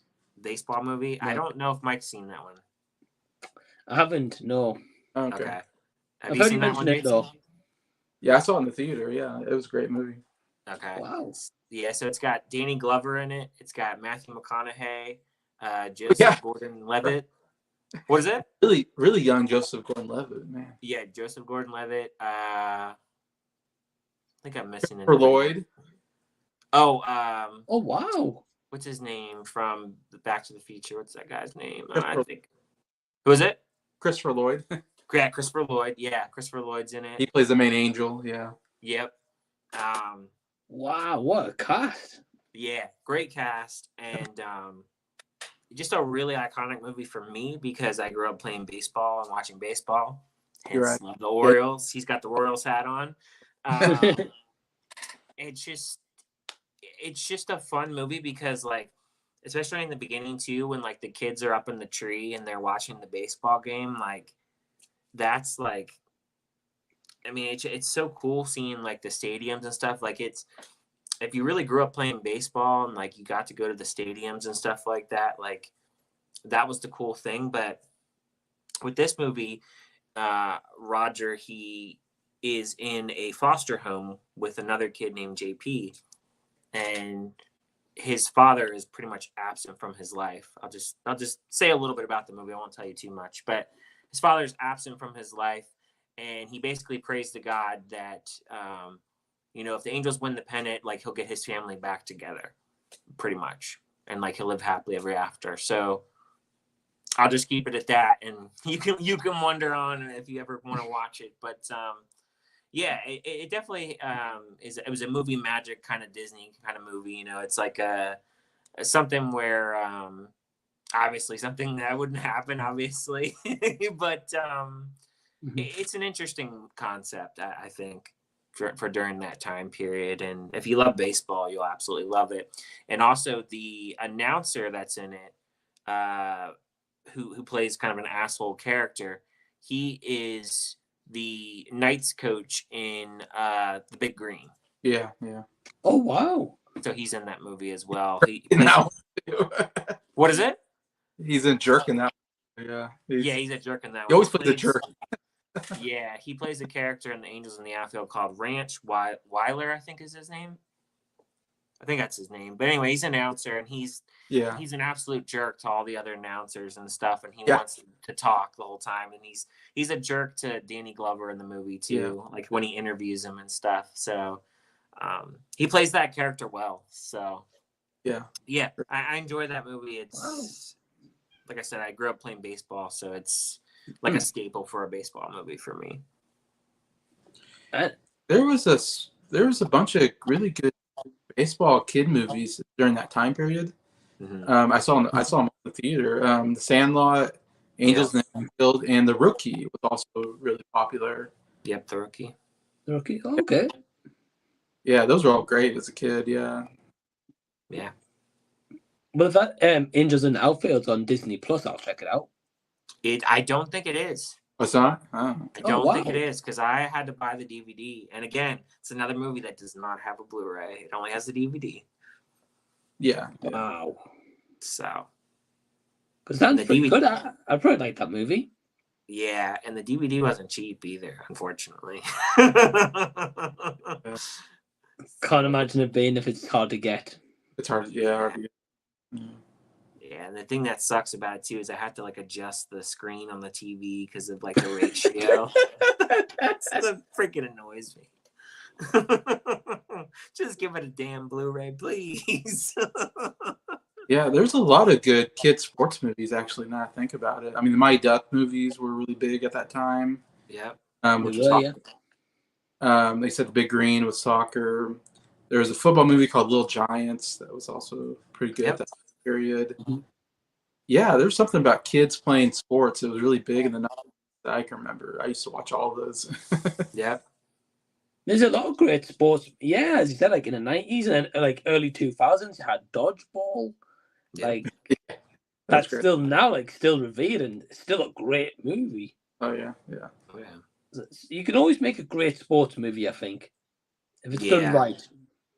Definitely, if the emotional beats are there, and it depends. He does a pretty good job with those types of movies, I think. Yeah. I agree. All right, so I guess we got all our third movies. So I guess we'll go back in the comments. Cool. I got Cinematic saying, I let my son Jean Claude watch R-rated movies with me as long as there's no sex nudity. # Father of the Year. Father of the Year. Hey man, I let my son too, and I have the same role. So I love Cinematics, mate, because I know he's done a few videos where he's done like # Father of the Year, and it always makes me laugh. It's a great thing. Yeah. Oh man. Ryan says, what was a movie that you stayed up to watch or stuck in the video player to watch when parents went to bed? I wanted to watch American Psycho at 13. That's why I'm there now. I would say Scream. I used to watch Scream. That's great. So that would be my Scream. Oh, nice, man. Nice. Yeah, because I wasn't allowed to watch those kinds of movies. That's interesting.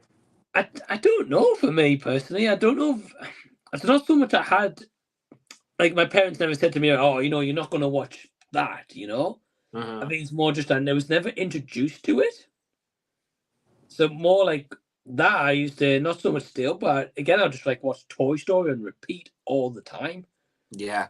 And stuff, so it was only kind of, as I start getting older, I started being horror movies. And see, it was never like a case my parents would be like, you're never watching X, Y, or Z film. Mm-hmm.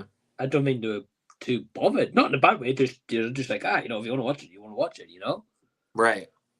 So, like, I mean, I know me and Emma's already said, like, if we ever had a child, she'd be starting young and be like, right, Chucky, Michael Myers get thrown on. All the horror icons will get thrown on. So, yeah, I'm not sure. Jason, what about you? I know you said you were a bit on the R-rated, you couldn't see them for a while. Right. So there was no R-rated movies in the house, as far as that's concerned. So there's nothing that I could sneak by, I guess, and watch.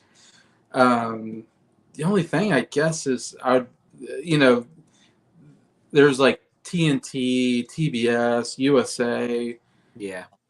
And they would play a lot of movies on those channels, but they're edited so they would edit out the really hard R stuff out of it. And so that's where I was introduced to. I was thinking like I would watch like the Terminator movies on there. I'd watch Bloodsport. Movies my parents wouldn't watch. I'd watch by myself when they weren't around. And that's like, all right, now it's time for an action movie, a violent movie. But it wasn't like I'd watch like The Predator. Like I saw a lot of violent movies, but they cut out a lot of the violent stuff, and of course they cut out all the nudity and sex, like you said. So I didn't get the full radar experience, but I still got enough of it that I kind of had an idea what was going on, and definitely played with my imagination. Like, oh man, like that was rough, Yeah. So that's where I did a lot of my watching, I guess. Yeah, when my parents weren't around, I'd be watching those rated R action movies, Fair enough. It was kind of like rebellious in a way, right? You're kind of like, oh, I shouldn't be doing this, but hey, let's like this one. Right, exactly. Yeah. I get it. Hey, great question, though. Andrew says, what you and you talk about Black Ops Killer Clowns is insane. Great line. Great line. Great scene. Jason says, "Hey, how's it going?" Jason's Hey, Entertainment. Jason. Hey, what's going on? Hope you do well, man. Thanks for tuning in. He also said, "Love Toy Story." So good. Yeah. I don't know anyone who doesn't like Toy Story. Oh yeah, how can you not like it? Right. Andrew says, "What about where were your childhood games?" Oh, good question. That's a good question. For me, it was like the wrestling games. Really, it was like the PlayStation 1 SmackDown or Raw games, or like, maybe like Crash Bandicoot, for example. Mm-hmm. That'd be one. I mean, there's obviously multiple, like as it go on. Sometimes like on Nintendo, like Super Mario as well. Oh yeah. I guess titled. Sorry, go on, Ryan. No, I would say for me, I think. So I started out with Super Nintendo. So I did like maybe like some racing games. I think there was a Toy Story game on the Super Nintendo at one point. Oh, really? Was it? Or maybe it was 64 or 60. I don't know. Eventually there was a Toy Story game I played. I do remember every time I would come home from, like, in third grade, I used to ride the bus to a friend's house, and I would stay there until my parents could pick me up. And we used to play the 64, and we always used to play the James Bond game on 64. And we used to play Diddy Kong's Racing a lot. We used to play that a lot. Yeah. I'm trying to think of some other games we used to play. Those are like the two like we played the most, I think, when I went over his house. And then Super Mario, I forget which one it is. It's the one where you can jump in the mirrors and like go on different like stages and stuff. Yeah. I forget what it's called, but Mario 64, yeah. Yeah, 64. There you go. So like those are like the games that I played a lot. Like that was like when I was like 8, 9ish. Mm-hmm. So those were always fun. Yeah, Super Nintendo was the first console I had as a kid, 90s. And yeah, I remember my parents buying it for me, and I had 3 games for it. I think it came with Super Mario World, which is an absolute classic game. And then my parents bought me Zelda: Link to the Past, a really good game, and Street Fighter 2. So those were like the 3 games I was obsessed with as a kid. It's like Mario, Zelda, and Street Fighter.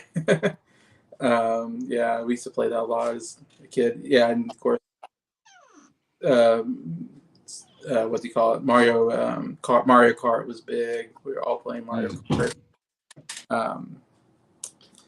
Then Mortal Kombat came around. We were all playing Mortal Kombat. Yeah, I loved all those games. Some great picks, man. And some of them IPs are still going strong today. Oh yeah. It's amazing. To keep going. Yeah, I mean the Mario games are always been my favorite, and the Zelda games are always like I love playing Mario and Zelda. I was a big Nintendo person. I always had Nintendo and Nintendo 64, the GameCube, the Wii. So I just went from one Nintendo product to the next growing up. Yeah, Nintendo had some great stuff, man. Like, have you got a Switch, Jason? No, I have the Super Nintendo Classic that has like 20 games on it. Oh, yeah, that mini one? Mini one, yeah. I have that. I have some of those games on there. Yeah, I do want the Nintendo Switch because you can get some of those old games, I think, on it. Yep. Yeah, we got Switch. We got I got the one handheld one that my son has, and then I have the other one that you can handheld it or dock it. So yeah. We got 2 of those. So, but awesome, yeah, man. Still going strong. Let's see. Andrew saying we had a pizza plant at Hollywood Studios years ago. Then Disney replaced it with a Muppet themed pizza place called Pizza Rizzo. Oh, right. Okay. Yeah, I seen Pizza Rizzo when we went to see Muppets themed in Disney. Yeah. Yeah, I think the show wasn't going. I think when we went. Because I've only been to Hollywood Studios actually one time, if you can believe that. I've always gone to Magic Kingdom more and Animal Kingdom the most. Mm-hmm. So, they're great parks, so I understand.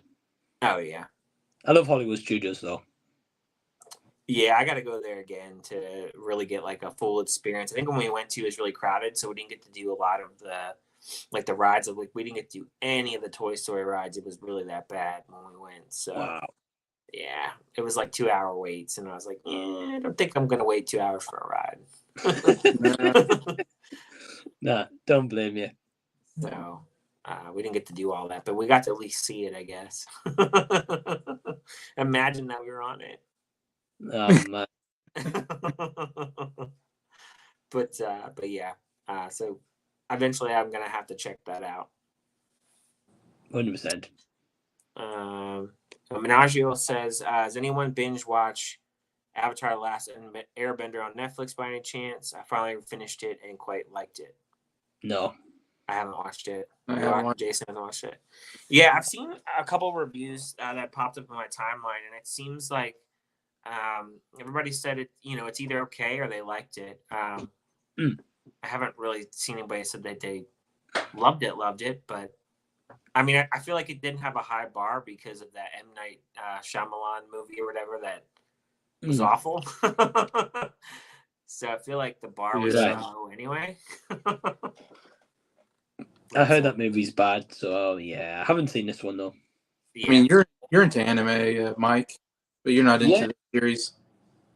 Well, yeah, no, you're right, Jason. Yeah, I'm into anime. I've never seen the Avatar: Last Airbender series though. Okay. And I don't know if the M. Night Shyamalan was the live action of that anime series. I might be wrong. Something like that. And I'm guessing this Netflix one is the live action of that anime series again. I don't know. So I mean, I might check it out, but I'm not in a rush to watch it. Let's say that. Yeah. Fair enough. Yeah, I probably won't watch it, honestly. I don't watch a lot of shows. Yeah. It's just a lot of time. Same. Yeah. I'm looking forward to Squid Game season 2 though when that comes out this year. Oh wow. Yeah, I may check that out. I did watch that series. Did you watch Squid Game, Jason? I haven't gotten around to it yet. Well, gotcha. I think you'll really enjoy it. It was pretty good. Just don't watch the reality one. I won't watch that. Don't do it, Jason. Yeah. I won't watch that. We got Tez saying that he's got to run. Have a great stream. Thanks for joining. Appreciate it. Thanks for joining, dude. Let's see. I think Ryan Gosling may be playing really? Fighter in the MCU. We will have to wait and find out in 2026. He's met up with Marvel, Nova, Ghost Rider, or Captain Britain. I don't know all those characters, so I don't have much of a comment, but I guess we'll see. Yeah. Ryan says, what is a movie that you loved as a kid but dislike or can at least acknowledge is not great now? Ooh, good question. That's a good question. That's a good question. I had to think.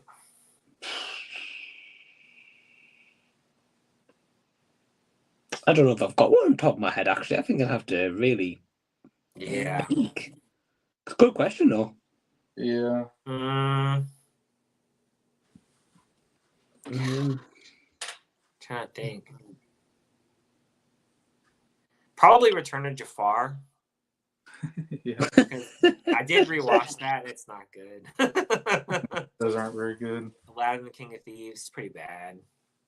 And then honestly, Ryan, like most of the sequels to a lot of the popular movies, like The Little Mermaid, like 2 and 3, I've never watched. Pocahontas 2, all the Cinderellas, like I've seen the first one, but I haven't seen the other ones. I just didn't have an interest personally. Because I'm sure they're not great and nobody talks about them anyway. So, they're probably not good. Yeah.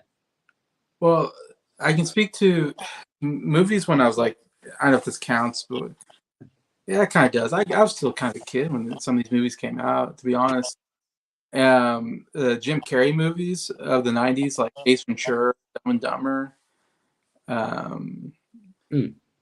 those movies I thought were like the funniest thing in the world when I was a kid, and then when I watch them later, I go, these are so dumb. Like the characters just over the top, obnoxious. So now I don't enjoy those movies as much as I did when I was a kid. The Jim Carrey movies, to be honest. Like I said, it just seems like too over the top, immature humor. I don't know. I get it, Jason. Yeah, it's like I guess one of those things, as you mentioned, Jason, like back when it was out in say the 90s or early 2000s, you think, wow, this is amazing. Right. And it's just as the years go by and your film tastes change, you're like, yeah. Right. Yeah. As I gotten older, I look at some movies as a kid and I just go, I don't like gross out humor. I don't like a movie that's like, oh, someone farted and it's funny. It's like, that's not funny. It's just cheap laughs. There's a lot of those. Or, yeah.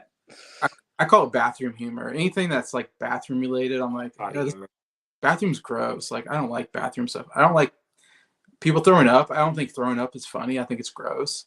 So I never laugh at people throwing up or or having diarrhea or whatever. Like, I don't find it funny. I'm just like, this is disgusting. So I don't know. That's changed since I gotten older, I guess. Yeah, I think like bathroom toilet humor is. I think it depends on the context. I think like if the gag's done in a clever way, it can work. Like, but most of the time, you're right. Like in animation, it's like something daft happens, they fart, and I'm like, oh, come on. Yeah, it's not funny. Not funny. Your favorite Minions do that. And that's why I don't watch them. They keep making money. Oh, Jason, I was watching Ryan's new video the other day, like the pickups one he did, the physical media update. Right. And he's starting to go through the titles, and I was like, oh, it's going to be a really good physical media haul. No Minions. And he pulls out a Minion triple pack. I said, Ryan, I was like, you're going so well till you got to that point. Yeah.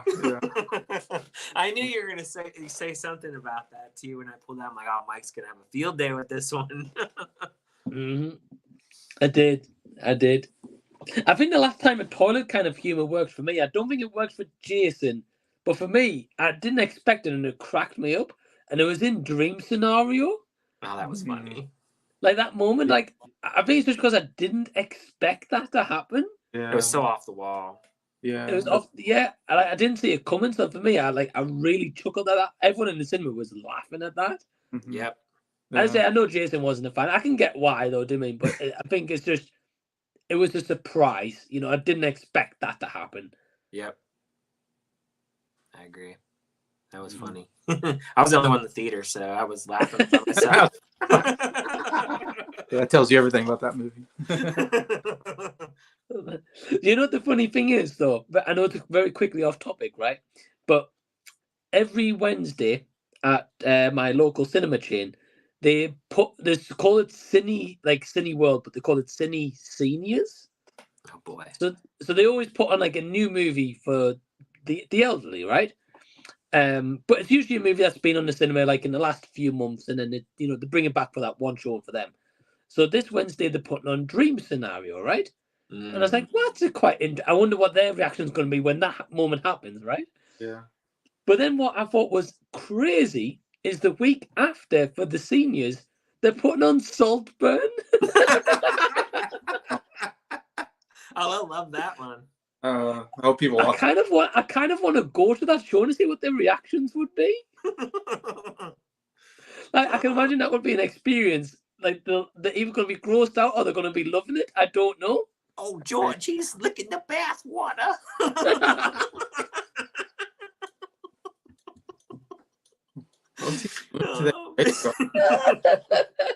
George, is he sitting on that grave? What the hell is he doing? What's he doing?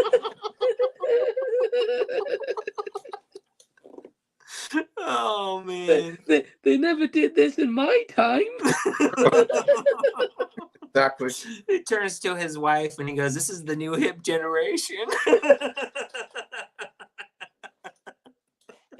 Oh, man. I if I'm off work that day, I might actually go to that show. And Oh man, that'd be hilarious. Yeah. World War II for this, like. Yeah. Oh man. Oh man. Let's see. Ryan says, Jason, have you seen the second Mary Poppins, Emily Blunt? Really good, he said. Yeah, I saw it in theater when it came out. Yeah, I was a big Mary Poppins fan. It's another case where I just don't think anybody can beat Julie Andrews, and I like Emily Blunt, but she's just no Julie Andrews, so I never could get into the movie. To be honest. Yeah, I get it. Jason. It's not a movie that's all about like the mom is dead. That's like throughout the whole movie. The father's sad. It's like the wife is dead, so it's like, oh, this is not fun at all. This is right. Plus, Julie Andrews, great actress. So, yeah. Let's see. Andrew says, classic Mike and Ryan. Nods in agagreement, but has no idea what the film is. Exactly. As I go on, and then I realize. Apparently. Apparently we do that a lot. I mean, I don't know. Maybe I should rename my channel Never Seen It or something. Never Seen It reviews or Mike's kind of trademarked that. I thought I didn't see that. I'm gonna change my name after this. Did you see that? ... Nope. No. And did you see that? And never seen it over here. Yeah. Yeah, I think I'm worse though, honestly. I feel like it as time goes on. I haven't seen a lot. Jason doesn't know which one's worse. I know. It's pretty bad. Oh man, I'm sorry, Jason. All right, we'll go to our fourth movie. Yeah, my fourth one is literally one we mentioned before, and that's The Sandlot. Oh yeah, that's a good one for sure. Great sports movie. First time I watched it, I really enjoyed it. Second time I watched it, loved it. Definitely want to get on. I think there's a Blu-ray, but I think it's in like the pack of the sequel as well. Or I think they made a trilogy. Actually, I might be wrong. Oh really? Wow. I think they made the original one, of course, and I think years later they made a spin-off where it was maybe just directed DVD or video. And then I think they made a third one, but like many years later. Never seen it. I don't really have any intentions to. Yeah, I stick with the original. Yeah, but that original though was fantastic. Great story, great underdog story, great coming of age tale. As teenagers, if in America or England, you can kind of relate to it. Having friends and then kind of like slowly drift away and stuff, and you go on with life and that. Yeah, so I haven't really got too much to say on it, but yeah, Sandlot's for me. Yeah, great movie. You're killing me, Smalls. Yeah. Love it when he explains him how to make a s'more. He goes, yes, s'more. It's a s'more. Yeah, there has some more, or something like that. You want some more? I think. And just like the dog in there, like they all describe him like he's Godzilla or something. Like Cujo. Yeah. It's interesting too because I feel like that really kind of distinguishes how like old times were, where kids would actually get together in the neighborhood, play a sport or get together. You don't see that kind of thing nowadays. Like kids aren't out playing randomly out in a field like that anymore. They're probably at home playing video games. So it's just, I guess it takes you back to those times, I guess, like when that was like a big thing. Yeah. Probably more so for you, Jason. It's a little bit further back, but and even further back for like my grandparents and all that too. So I like how that whole concept. Yeah, because it takes place. I don't know if it takes place in the 90s or. I'm not sure the time period. Can't remember. Yeah. Yeah. I hear people. I think he froze. He froze. Did I freeze? Oh, now I hear him. Yeah. Oh. Yeah, no, I can hear you. I think I can see you anyway. Oh, I froze. Oh, there you go. No, you're good now. I can hear you now. Oh, yeah. You guys froze on me, so I was confused. I was like, I froze. Yeah, you were saying like you were saying you remember something and then just cut out. Yeah. Oh, I still hear people say, "You're killing me, Smalls," to this day. Yeah. Like anybody my age, like I feel like knows as soon as you say that line, you're like, yeah, I know that line. Like, Yeah. it's like in all of our childhoods, at least for me. Oh yeah. Me too, man. That's a really good pick. I heard my pastor say that one time, and I was like, after my movie when he was a kid. That's funny. That's awesome. Well, Jason, what about you? What's your next pick? Yeah, my next pick, I guess, will be a Christmas classic that I was obsessed with as a kid, and that's Home Alone. It's a good pick. Nice. Alistair. And I didn't see it at the theater, and I think this movie came out early 90s. That might have came out around 90, 91, probably. Mm-hmm. I was pretty young. I mean, but I don't think I was going to the movie theaters really at that. Like I said, I don't think I was really big on going to movie theaters at that time. But I remember that being a big movie. Of course, it was like the biggest movie of the year. All I remember was like I saw commercials, and all I remember is the Yeah. that was like that was the big meme of the time before there was right. But that's like the most memorable scene of that movie was him doing that for some reason, and it was everywhere, and he did it everywhere. Macaulay Culkin, whatever. But I remember when I finally saw it like on VHS or something, and I just absolutely loved that movie. I think because it started a kid. I think when you're a kid, you love movies that stars kids, because I think that's why I loved all those Disney movies with kids, like as the leads, and and it's kind of a kid fantasy movie of like, what if you're home alone and what would you do, without your parents around with all the rules, and stuff like that. So it's fun to imagine as a kid. But I mean, the best part is booby trapping the house for the two criminals coming in and seeing them go through all these different traps and get hurt really badly.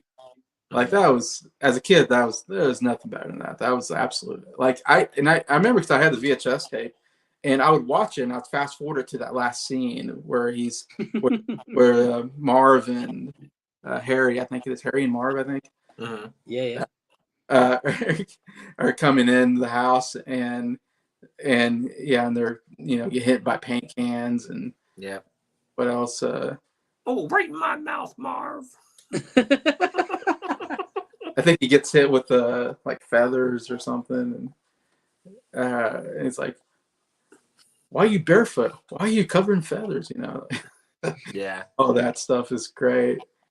As a kid, I always like imagine like, oh, what would I do to my house? A booby trap. You think like, I want a booby trap my house, and so I try to like, I would like get a piece of paper out and try to plan out how I booby trap my house. A fun idea. I think I would take my toys and like pretend like I was like, home alone and like what I would do, with my toy. And then here comes Jason's parents. That damn Lego piece. Son of a... Got him.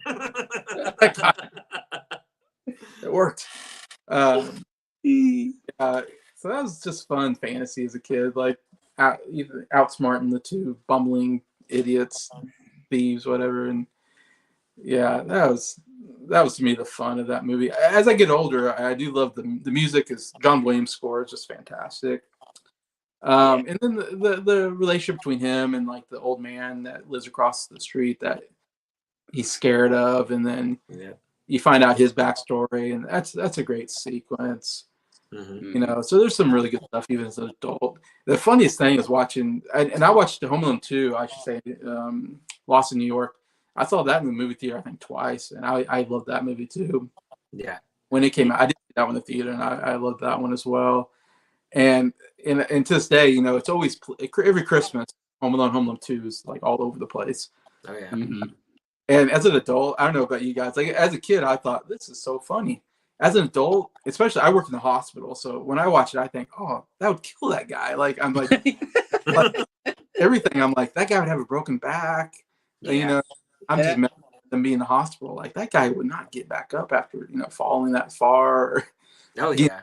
Getting electrocuted, getting your hair set on fire. I'm thinking of all the burns he got. Like, you know, that iron to his face as to your well. face.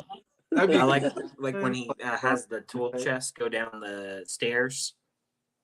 I think that's in the second one, I believe. What's that? Yeah, the big tool chest. The tool chest. Yeah, he falls down. Everything falls.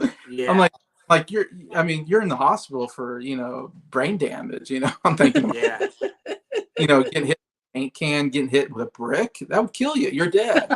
Yeah. So I don't laugh as much now because now I see it and I go, oh my God, that's horrible. Yeah. It's like, how did they get away with this? Mm-hmm. As a kid, though, you're like, oh, he's fine. Oh man. I gotta say, I think for me, I think I prefer 2 over 1 personally, but I like them both still. Have you seen all, like, I think there's 6 of them now? I've only seen 2. Just the first 2? The 2 that came out in theater with Macaulay. I've seen them all except from the new remake or spin-off, whatever it was, from like 2 years ago, I think it was. Yeah. I haven't seen that one, but I've seen the other direct-to-DVD sequels and stuff. Yeah, they're not great. Nah, there's like the one of the worst ones is the one where I think like there's like a ghost or something like that. That one is awful. Oh my God. So stupid. They definitely get worse. Actually, now obviously the third one I kind of like in a way, but like it's nowhere near the first and second. But like after the third one, like they're not like really goes downhill, huh? Yeah, they're not really watchable after that. They're not watchable. I think like the third one's one of those kind of like, as we've been discussing about like those Disney trilogies. The third one feels like one of those kind of trilogies where there's still some passion there, but not the full thing, right? But then the number 4 and the 5 was just like, just directed DVD sequels, really. Yeah, it gets worse. Like Hallmark kind of movies in a way. Yep. Yeah. And what's weird too is, Jason, the first one has a 4K, but the second one does not. I don't know why. Okay. And Future President is in the second movie. It is? Still wild. Yeah, Trump's in the second one. I'm like, there's the president. Giving directions. Yep, I remember that. A very young Trump. Yeah, younger Trump. It's crazy. It's crazy that it was in the movie. Yeah. Oh yeah. But great pick, Jason. Love both of those movies. Oh yeah. Mm-hmm. Yeah, those are staples for sure. Yeah. So for my next movie, piggybacking off of Christmas movies, my next movie would be The Santa Claus. Oh yeah. Which is, I've obviously seen all 3, but the first one is always the standout film. Tim Allen, I really like him in that movie. One of the funny parts to me is when he gets his kid to come over, and then like he cooks for his kid, and he burns the turkey, and he's just sitting there with the fire extinguisher, just going at it, trying to get the fire to go out. That always cracked me up. And you guys have both seen this, right? You haven't seen it, Mike? Oh man. No. I haven't seen any of them, man. No. Do you watch movies? That's gonna go on the Christmas. Do I watch what? Christmas movies? I do, but apparently not many of them. That I think you have to put that on a Patreon request for Christmas. Yeah, man. I want to get to that. I want to get to Klaus. Yeah. It's a Wonderful Life is still on the list. That one. Did see Christmas Vacation, so that's good. Yeah. I have seen Christmas Vacation. Took a long time. I got to that. I got to that one. Yeah, that's a great movie. But yeah, I haven't seen the Santa Claus though. Okay. All right. Well, I won't give a lot away then, since you haven't seen it. But anyway, like I was saying, that the scene in the beginning with where he can't cook the turkey or whatever, and then he goes out to the restaurant. That's just funny to me. But yeah, it's a classic movie. And I don't want to say too much because I want Mike to watch it, to be honest with you. Okay. Thank you, Ryan. So I guess I'll leave it at that because I really want Mike to discover it for himself. I'll watch all 3 of them. All right. Now, the third one isn't as great. I will say that. And there's the second one. It's on Disney Plus. Yeah. I've seen the DVD covers for all these movies. I know the third one's like him versus like an Iceman or something like Jack that. Frost. Jack Frost. Okay. Yeah. Okay. So, but Second one, he has to fall in love. Yeah. Oh, okay. Okay. I'll check them out. I'll leave it at that. All right, we'll do some more comments and then we'll do our final movie. Cool. We got Ryan saying Bruce from Willy Wonka as my spirit animal. Okay. Oh, man. Ryan's come out with a great comments tonight. Yes, he is. Andrew's saying that'll be Dune 3 with Emma Stone. Hey, that would be sweet. There you go. Yeah. I did read that he's done the script, so I don't know if she'll be in it, but if she is, I mean, that's just another good lady that's in there. You know what I mean? A nice lady to look at. So please, Denis Villeneuve, please do it. Give her the main role. God, hell yeah! Oh man, can only hope. Oh gosh. It says you need a segment on Ryan never seen or Ryan first seen. Oh gosh, dude. That'd be like a video a day. I feel like I need to just rattle off movies and see if what you guys have seen, you know. Oh, if it's anything old, like 80s, I probably haven't watched it. I can guarantee you if it's anything with like Schwarzenegger or Stallone, I haven't seen majority of their movies. If only Rashad G were here. Yeah, he wouldn't like that. He'd be shaking his head. He'd be like, Ryan. Well, he was introduced Mike to a lot of those movies. I don't know if they kind of stopped doing that. They were doing that for a while.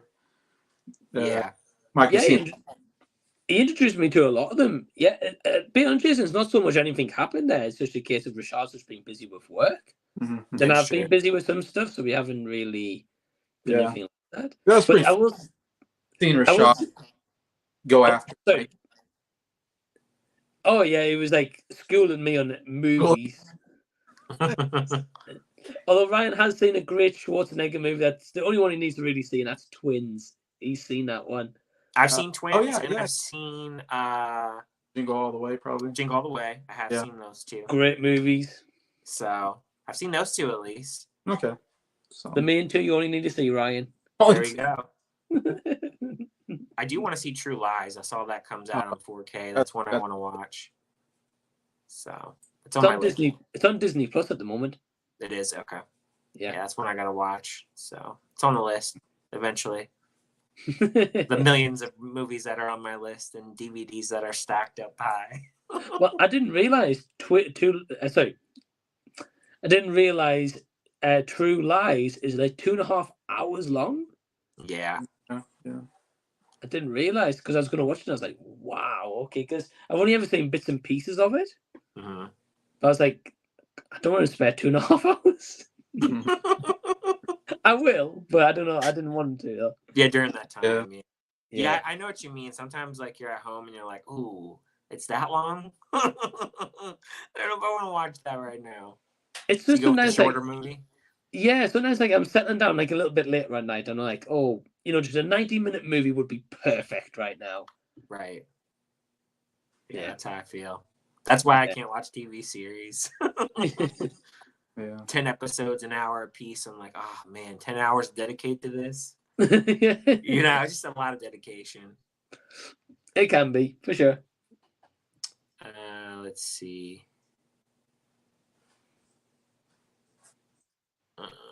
Yeah, you guys killed it with the chats.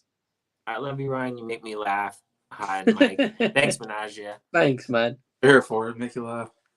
And a legend down here as well.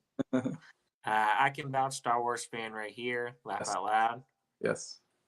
Yeah. We got Angela in here. Hey, Angela. How you doing? Hey, Angela. Hope you're well. Thanks for tuning in. And then Andrew's saying it's not strange. I thought it was Angels in the Outfield. Yeah, no Blu-ray on that one. tried to look for it. Doesn't have one. Interesting. And he also said to the sports movies, Rudy is up there too. Oh, yeah, Rudy's great. I've never seen it. No idea. Mike are both shaking our head. We haven't seen it. I've never heard of this one. You never heard of Rudy? With Sean Astin. No. New to me. Based off of a true story of a guy that was trying to get on the Notre Dame football team. Oh, okay. Okay. He gets on as a walk-on, but he wants to play in an actual game. It's a really inspiring movie. Really good inspiration movie. Yep. Cool. I'll add to the list. Yeah, I have to check it out eventually. I know eventually it just got like a 4K steelbook I saw. Oh, yeah, I did. That's right. I did see you got steelbook. I got a 4K steelbook, so it's definitely one I need to watch. Nice. Let's see. Najia says, have you seen the trailer for The Watchers, M. Night Shyamalan's daughter first directorial debut? Yeah, I watched the trailer for it yesterday. Huh. It looks really good. Georgina Campbell from Barbarian is going to be in it. Oh, okay. So I'm on board. And I actually heard about this movie recently. Look at this. Mike is getting rearranged. Oh, yeah. I've been demoted. Got that last comment, yeah. The R&J show with special guest Mike. But yeah, I did see the trailer yesterday. It looks very interesting. I think Dakota Fanning's in it, I think. Okay. Yeah. Okay. So it looks like it'll be a good movie. It comes out in June. So I'll definitely check that one out. Awesome. Yeah. Know nothing about this. Let's see. Can we all agree what's the point in having this Sony Spider-Man universe with all these villains turn anti-heroes when there's no Spider-Man established? Oh, it's stupid. Yeah. Mm-hmm. I can agree on that. Those movies are... Well, I don't know. Venom did very well. Venom might have done okay, but... I actually don't mind Venom. Morbius and Matt Webb have not done well. I'll say that. Interestingly enough, I rewatched Morbius. I didn't think it was as bad as I originally thought, but it's still not a good movie. No. And I didn't see Madam Web, but I'm sure eventually I'll probably see it down the line or something if I get bored one day, just to get curious. But yeah, I'm not picking up the Steelbook. Don't worry, Mike. Don't worry, folks. You'll have it next week for the channel. Pre-order that. Pre-order it. You'll even do a vlog picking it up at Walmart. You'll be the only one. Oh, I'm sure there'll be a ton of people picking it up. Well, he'll be picking it up, and he'll be picking it up as well. Oh, man. Talking about games, Andrew says Spyro, Jex, Metroid, and many other mascots like Lara Croft. Yeah. Yeah, I remember Spyro. I did play Spyro a little bit. Okay. Yeah, man. The dragon? What's Spyro? Yeah. Yeah, Spyro Dragon. Yeah, man. Plenty of games. I never played Lara Croft, though. That's not a game I've ever gotten into, but... Yeah, I never played it either. I played parts of it, Jason, but never was huge in it. No. And I've never seen the movies either. Yeah. Angelina Jolie. Yeah. I've seen the new one with Alicia Vikander. I haven't seen that one, but yeah. It's all right. It's okay. It wasn't terrible, put it that way, but it wasn't fantastic. Yeah. Let's see. Not surprised, Ryan, but Hollywood Studios is underrated, but I feel you on that. The go-tos are Magic Kingdom or Epcot. Yeah, I always have gone to Magic Kingdom and Animal Kingdom. Epcot, I think I appreciate more now that I'm older, because I feel that's more of an adult park than a kid's park, personally, because it's like with the food and like the different drinks and stuff like that, more so than rides. Mm-hmm. So, right. I mean, there is kid stuff to do there, but I think it's kind of limited, personally. Yeah. If that's how you feel, yeah. I agree. So that's that. Derek in here saying hi there. Hey, Derek. Thanks for stopping by. Are we doing well?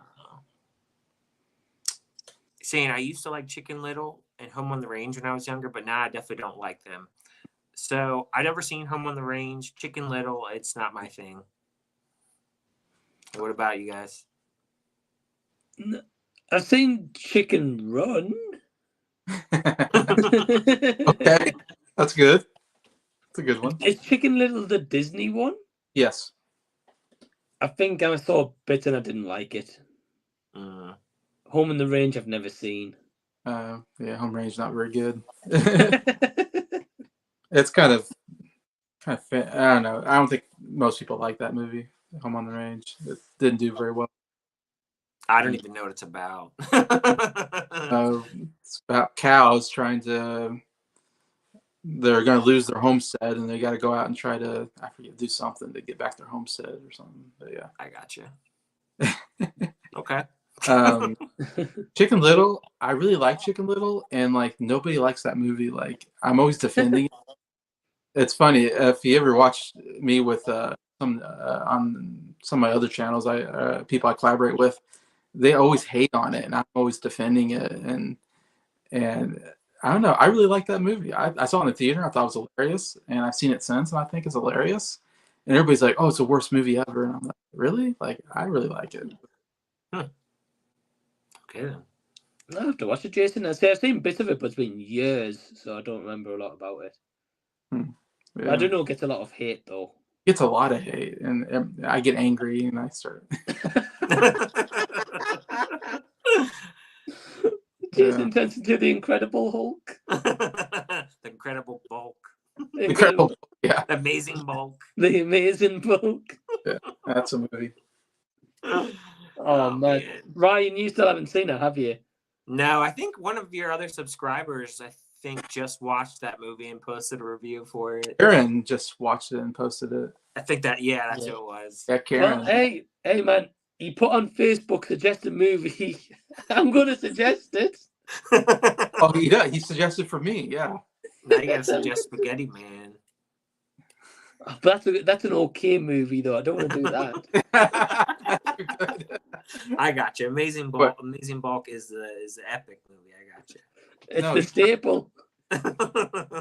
It's like a curse that Mike put on. He's like, everybody has to suffer with him. He has a goal to get everybody to watch that movie, and I don't get the it. Director's loving it though. Getting more views. Man, everyone's got to know the worst movie I've ever seen. That's the worst movie I've ever seen. Yeah, because he first got Richard G, got me, got Karen. We also I'm just waiting for people to go on Facebook and be like, recommend a movie, and then like, oh, here we go. I got him now. Got him. I don't know. I mean, another movie that's pretty bad is the Amityville Karen. That's pretty bad too. Oh man, it's bad.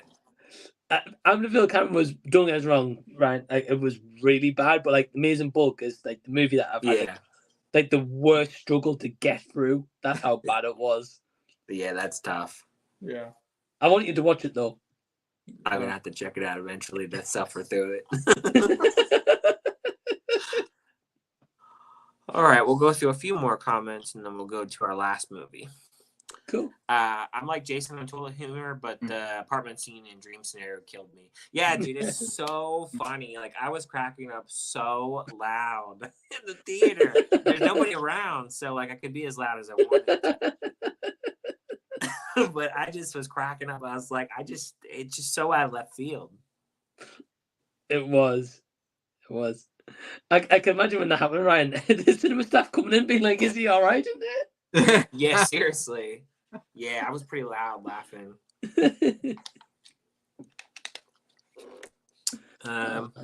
Hey, we got Andrew in here. Andrew? Saying, do you guys like old Godzilla movies from Japan? I haven't seen any of them, honestly, so I really can't comment. I don't even know how many Godzilla movies there are. I find out there's more and more like every day, I feel like. Oh, there's a bunch. Yeah. So I can't really comment and say if I like them or not.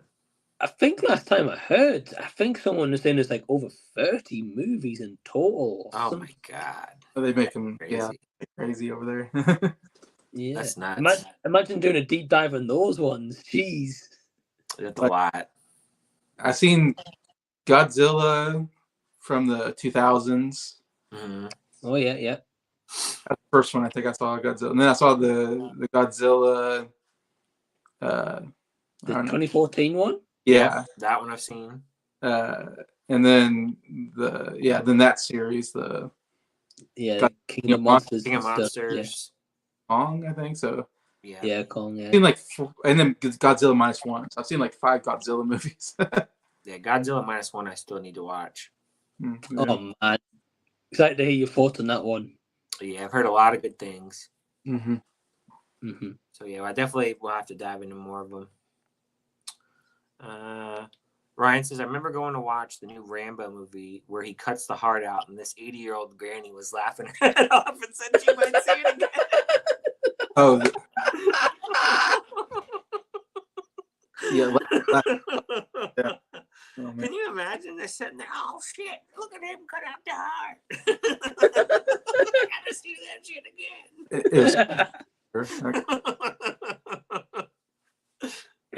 Oh man, that's fantastic. That is hilarious. I can imagine that reaction. Man. It's like that old woman when I told you guys, like that middle-aged old woman came out when me and Emma went to see Spider-Verse. And she was like, "Oh yeah, Fast X was great." This was better, yeah. Oh yeah, better than Spider-Verse. I was like, "What?" I remember that. Yeah. Well, you never know if your granny loved Rambo cutting her heart. They might love Saltburn in a few weeks. Maybe. Yep. Wow, that's funny. That's great. We'll do one more comment, then we'll do our last movie. I miss that sometimes having community and neighbors, or should I say social neighbors, but I remember I almost had my own sandlot. We'd play kickball, manhunt, and other stuff around the neighborhood. Yeah, when I used to live, because when I originally moved from Maryland here, I lived with my grandparents for a brief time before we went to get our own house. And there was some people in the neighborhood that would do like, we would play like, like football or like soccer, that kind of thing, because we had those fields. So I do remember that for a brief time. So I get where you're coming from there. I just wanted to say very quickly, sorry Ryan, I just saw like in the comments later on down there, that's I think Sin's in, and she mentioned Saltburn. Oh. And Sin, I don't know if you saw earlier, but the reason why we're talking about Saltburn is very quickly at my local cinema for like the elderly, they put a movie on every Wednesday. That's a movie from like the last few months in the cinema, and in like 2 weeks' time, they're putting on Saltburn for the senior citizens. Oh God! So that's why I was coming across about that. That's funny, man. I swear, anytime you mention Saltburn, Sin shows up. Every time. Honestly, man, it's honestly like she's got a radar on. Yeah, exactly. Here's it. She shows up. Like the other day, me, Jason, and Nora were just talking about movies. Saltburn pops up. Boom, she's right in the chat. Came on right away after we talked about Saltburn. Keywords during streams. Yeah. I swear, Sins is searching Saltburn hashtag on YouTube all the time. Anyways, talking about Saltburn. That's funny. Jason's #1 movie of 2023. Yeah. And Ryan's as well. No. Oh, did you see it, Ryan? Yes, I didn't like it. Me either. Okay. And my wife watched it too on her own, and she told me, she's like, I don't know if you're gonna like this. And then I watched it, and I was like, nah, I didn't like that. I'm the only one out of the three of us. Yeah, and it's funny too, because like I think Mike messaged me. He's like, "Yeah, Ryan, I'm watching this for the second time. I really like this," and I'm like, "Damn, it must be pretty good." I watch it, I'm like, "Nope, it's not good." Nope. So it's funny. Ryan Swells likes it. I think he's also a fan. Yeah, and I think Sin's the #1 fan. I think. She says she isn't, but man, every stream she pops up at Saltburn. Yeah. Oh man. We love you, Sin. Oh, we love you. Definitely. Alrighty, so we'll get into our last childhood movie that we can name. I didn't come this prepped. Uh-oh. I think I had like 3 or 4, and I was like, whoops. I don't know. Jason, do you want to go and I'll come back to me? Okay. Yeah, I guess for the fifth one, I was thinking of one of my favorite childhood series of character movies is The Muppets. Okay. Ooh, okay. Always a big fan of The Muppet Show, and the Muppet movies. And the one that I watched the most as a kid, though, we had on VHS, was The Great Muppet Caper, which was like, I want to say, I don't know if that was the second or third movie in the series. Back when Jim Henson was still alive. It was a part of the movie series before he passed away. And I think Frank Oz might have directed it, I want to say. Maybe not, I can't remember. He directed one of them. I want to say Jim Henson directed the first movie, then Frank Oz directed one. I forget who directed the other. Well, who directed Muppets Christmas Carol, Jason? Jim Henson's son, I think Brian Henson. Okay. Directed the Christmas Carol and the Treasure Island were two that he directed. Right. Okay. I might be wrong. The first Muppet movie was directed by somebody, and I can't remember who it was now that I think about it. But I know Frank Oz directed either Muppets Take Manhattan or he did Great Muppet Caper. But the Great Muppet Caper is one I watched as a kid, and I absolutely love the Muppet characters. And I like about that one is the three main ones are Kermit, Fozzie, and Gonzo, and I always thought those three were so good together. It was a great trio, and they. I don't know if you've ever seen that movie. You guys I've seen the Christmas Carol, but Emma has seen a lot of Muppets. She loves them, so like she's got me into them a little bit. Okay. So I know what you're talking about, though. Because I'm gonna start rattling stuff off, and you guys won't know what I'm talking about. So I thought I should ask first before I start going on these movies. I'm not gonna. I don't know about Ryan. I don't know if he's seen them or not. Muppets. I've only seen a few of them, honestly. The one that I remember watching a lot as a kid is Muppet Treasure Island. Yeah, I like that. I love the part where they do the roll call, and he's like dead Tom, and he's like I. It's just funny. Oh, that's a great scene. I like all the Muppet movies, though. They're a classic to me as a kid, and like I said, loved. I don't know. My favorite probably was always Gonzo. I always thought Gonzo was so funny, and especially when they got Rizzo the Rat, whatever. Like Gonzo and Rizzo were just so funny together, especially. But Grandpa Caper, and I love about the Muppets is one, the meta humor, and the fourth wall breaking. I've always been a big fan of that as a kid when they look at the camera and tell you a joke, and look at you, and you're like, oh, like I'm in on the joke. Like, they do a lot of that stuff, and like referencing the movie itself. Like, I love that kind of humor. And then all the cameos, of course, all the celebrity cameos that they get in there is always a lot of fun to see. Like, I don't know if you haven't seen the movie, like my favorite thing is like at the very beginning of the movie, Kermit, Fozzie, and Gonzo are like in a hot air balloon coming down, and they're commenting on the credits as they're coming up, and it's just brilliant. Like I've never seen that in a movie before. They're like, oh, who's that? And they're reading the credits of the movie, and they're in the movie. Wow. I mean, it's that kind of humor that I absolutely love. That's cool.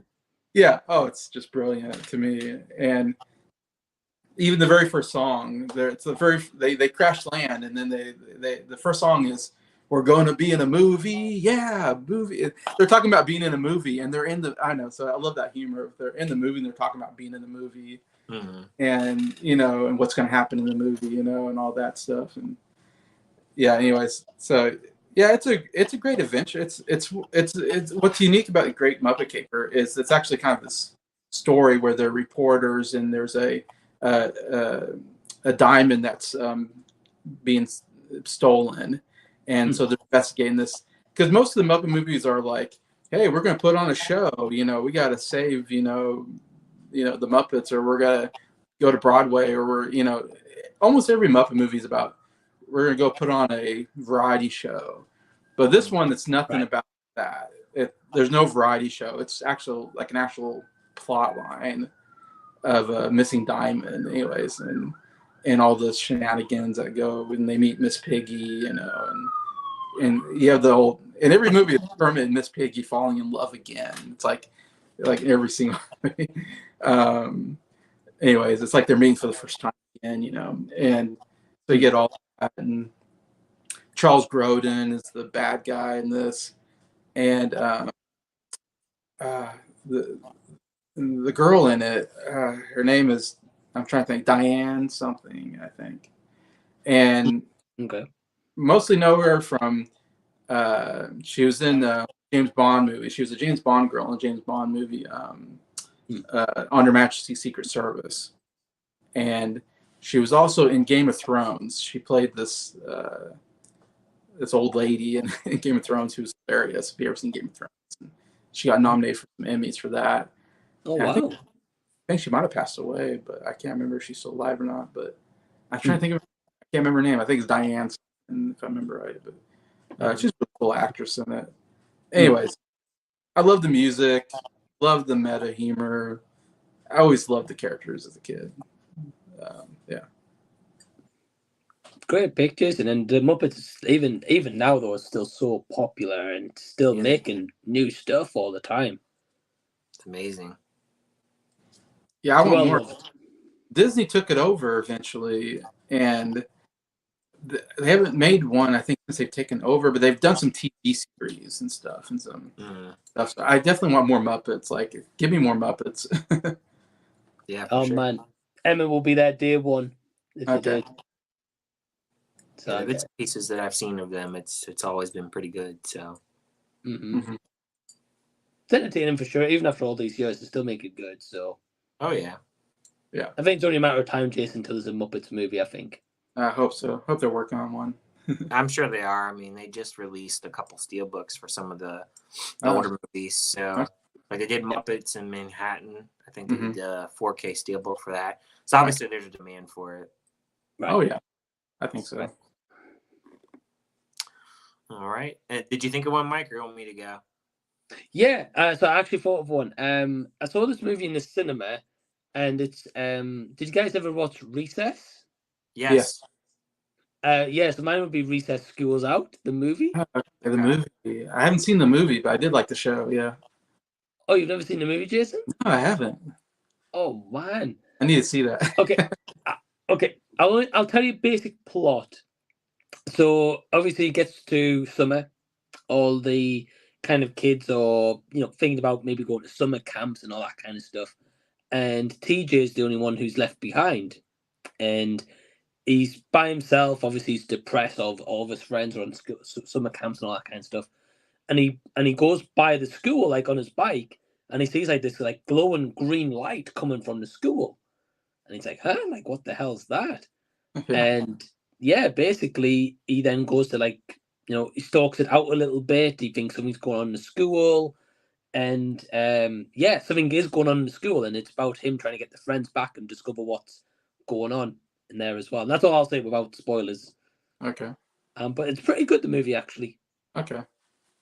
Yeah, I haven't watched it in a long time. Honestly, I don't remember it really at all, but I do remember like watching the show a little bit too. Yeah. Oh, I love that growing up though. Watched it all the time when I grew up. It's a good pick then. I'll definitely have to revisit that at some point. Yeah, it'd be interesting to hear your thoughts. Yeah, if it would hold up, that's one thing. Like since I haven't watched it in a long time. Right. And what about you, Ryan? So my last movie is not a movie that I think is probably on anybody's top list most of the time. I feel like I'm like the odd one out when I say that I watched this a lot growing up, but I watched Bug's Life growing up a lot. I really like Bug's Life. Yeah. Oh. I know that's not a top Pixar movie for like anyone. I feel like. Middle of the road one. Yeah. Yeah, that's what I kind of feel it is for a lot of people in the middle of the road.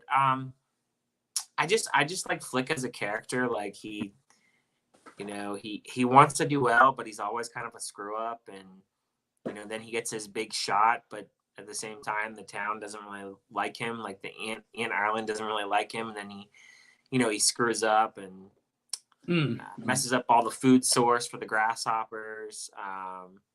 And I like Hopper as the villain in it. All the unique bugs that he has, particular the stick bug. He's funny. Yeah. It's just a fun little adventure movie, and again, I think it's like a testament of like obviously like early Pixar animation and like the different stuff that they did. So like, cause like they had like Toy Story where they had like, you know, people they created and they're using like bugs and everything. And one of my favorite things at Animal Kingdom is always the Tough to Be a Bug show, which apparently they're getting rid of, I heard. Okay. So, but I always like, I don't know. I've always liked that movie. It's always kind of just been there. I got the nice 4K steelbook of it. Oh. And yeah, it's just like a childhood movie I used to watch like all the time. And is it an actual steelbook, right? Or is it the grey one? It's no, it's a green one. Oh, nice. It's a green one. Yeah. Good. Yeah. Nice. They didn't make that one with the gray steelbooks for Disney. I won't buy them. Yeah, I know a lot of people won't. But I mainly bought most of the ones I bought because I had them all on DVD, and I just wanted the 4K upgrade, honestly. And like going from DVD to 4K is like night and day. So yeah, why not? Yeah. So. I think in terms like that, right, like the upgrade from a DVD to a 4K, yeah. Which is like my reasoning for it. Like I don't think the steelbooks are anything special. They're boring, but yeah.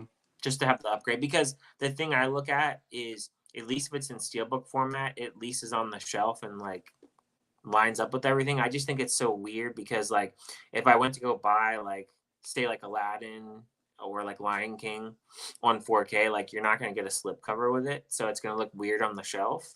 So yeah, I guess like the steelbook like kind of overrules that, I guess. So that was like my reasoning for getting those.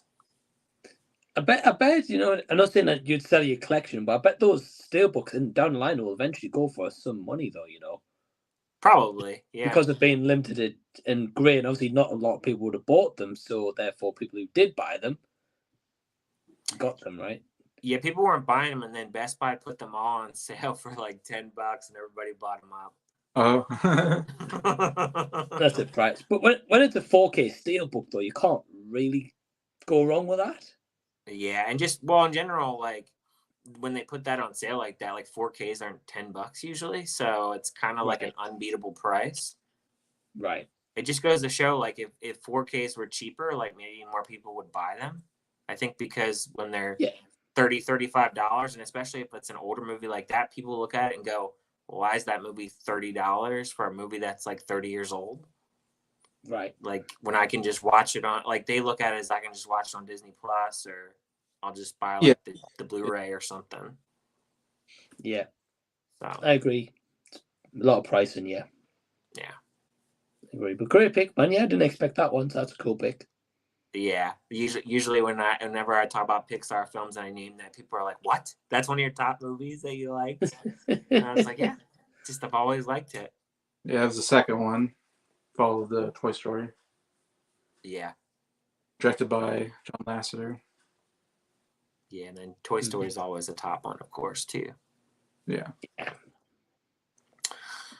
All right, so I guess we have a few more comments left, and I guess we'll get ready to wrap up this stream. We don't have too many left, but we have a few. We got Menage is saying, I really hope Denzel Washington and his son are the new recasted Kangs. Yeah. And an actual comment that relates to that, Andrew says he would like to see Lakeith Stanfield to be recasted as Kang. He'd be good. I like Lakeith Stanfield. Yeah, I thought he did good in Haunted Mansion. I know a lot of people didn't like that movie, but I liked him in it. I thought it was pretty good in that, yeah. Yeah, I liked him in it. I'm trying to think what else he's been in lately. I think he's in Book of Clarence, but I've not seen that. Yeah, I haven't seen that either. No. Don't feel like many people saw that. I can't imagine Denzel Washington being Kang, though. Like, why would Denzel Washington go to Marvel? Yeah. I can't see that happening. Maybe I don't think he would. Washington, yeah. But... Unless they gave him a good amount of money, maybe he might consider it. You know, money talks. True, but Denzel Washington always seems to be in projects that's going to be good.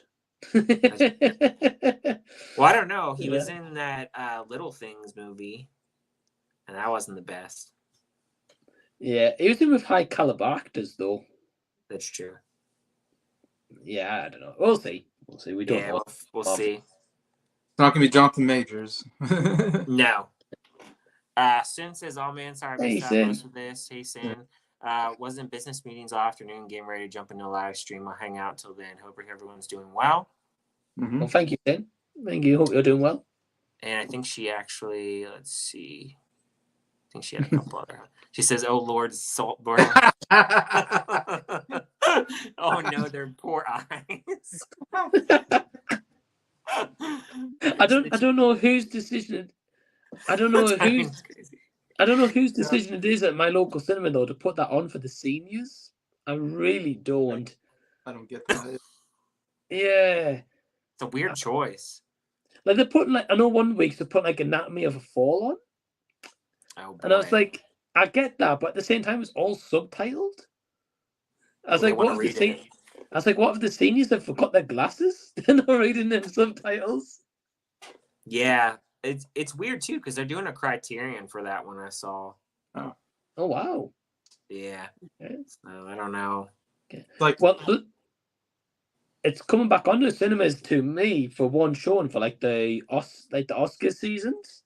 They're putting all the best pictures or something on. Yeah. So hopefully I'm off that day because I want to see it because I haven't seen it yet. Yeah, I watched it at the house and just rented it. Was it you guys were talking about someone wanting to take Oppenheimer to a nursing home and show it in front of the? Yeah. Yeah. That was my. I was like, okay. My mom said to me, she goes, "Hey, have you seen Oppenheimer?" I said, "Yeah, I've seen it." She goes, "Is it out, to watch?" And I said, "Yeah." I said, "You can buy the DVD or whatever." I said, I have it on 4K. Oh. And she goes, "Oh, well, my residents really want to watch it." I said, "Yeah, but it's a 4K. You're not be able to play that in the player." So she was like, "I'll just go and buy the DVD and play it for me." I was like, "It's a 3-hour movie, right?" Radar scenes for sure. So I don't know. I honestly forgot about that though. I don't think my nursing that I worked at would let me watch put that movie on. They're like, "What are you showing though?" Yeah, I don't know if she ever did or not. I have to ask her next time. What kind of filth is? Right, you never know, Jason. It might wake them up. It could. Yeah. Oh, yeah. Could see some old guy there. It's been a while. Wow. Oh man, who is this nice actress?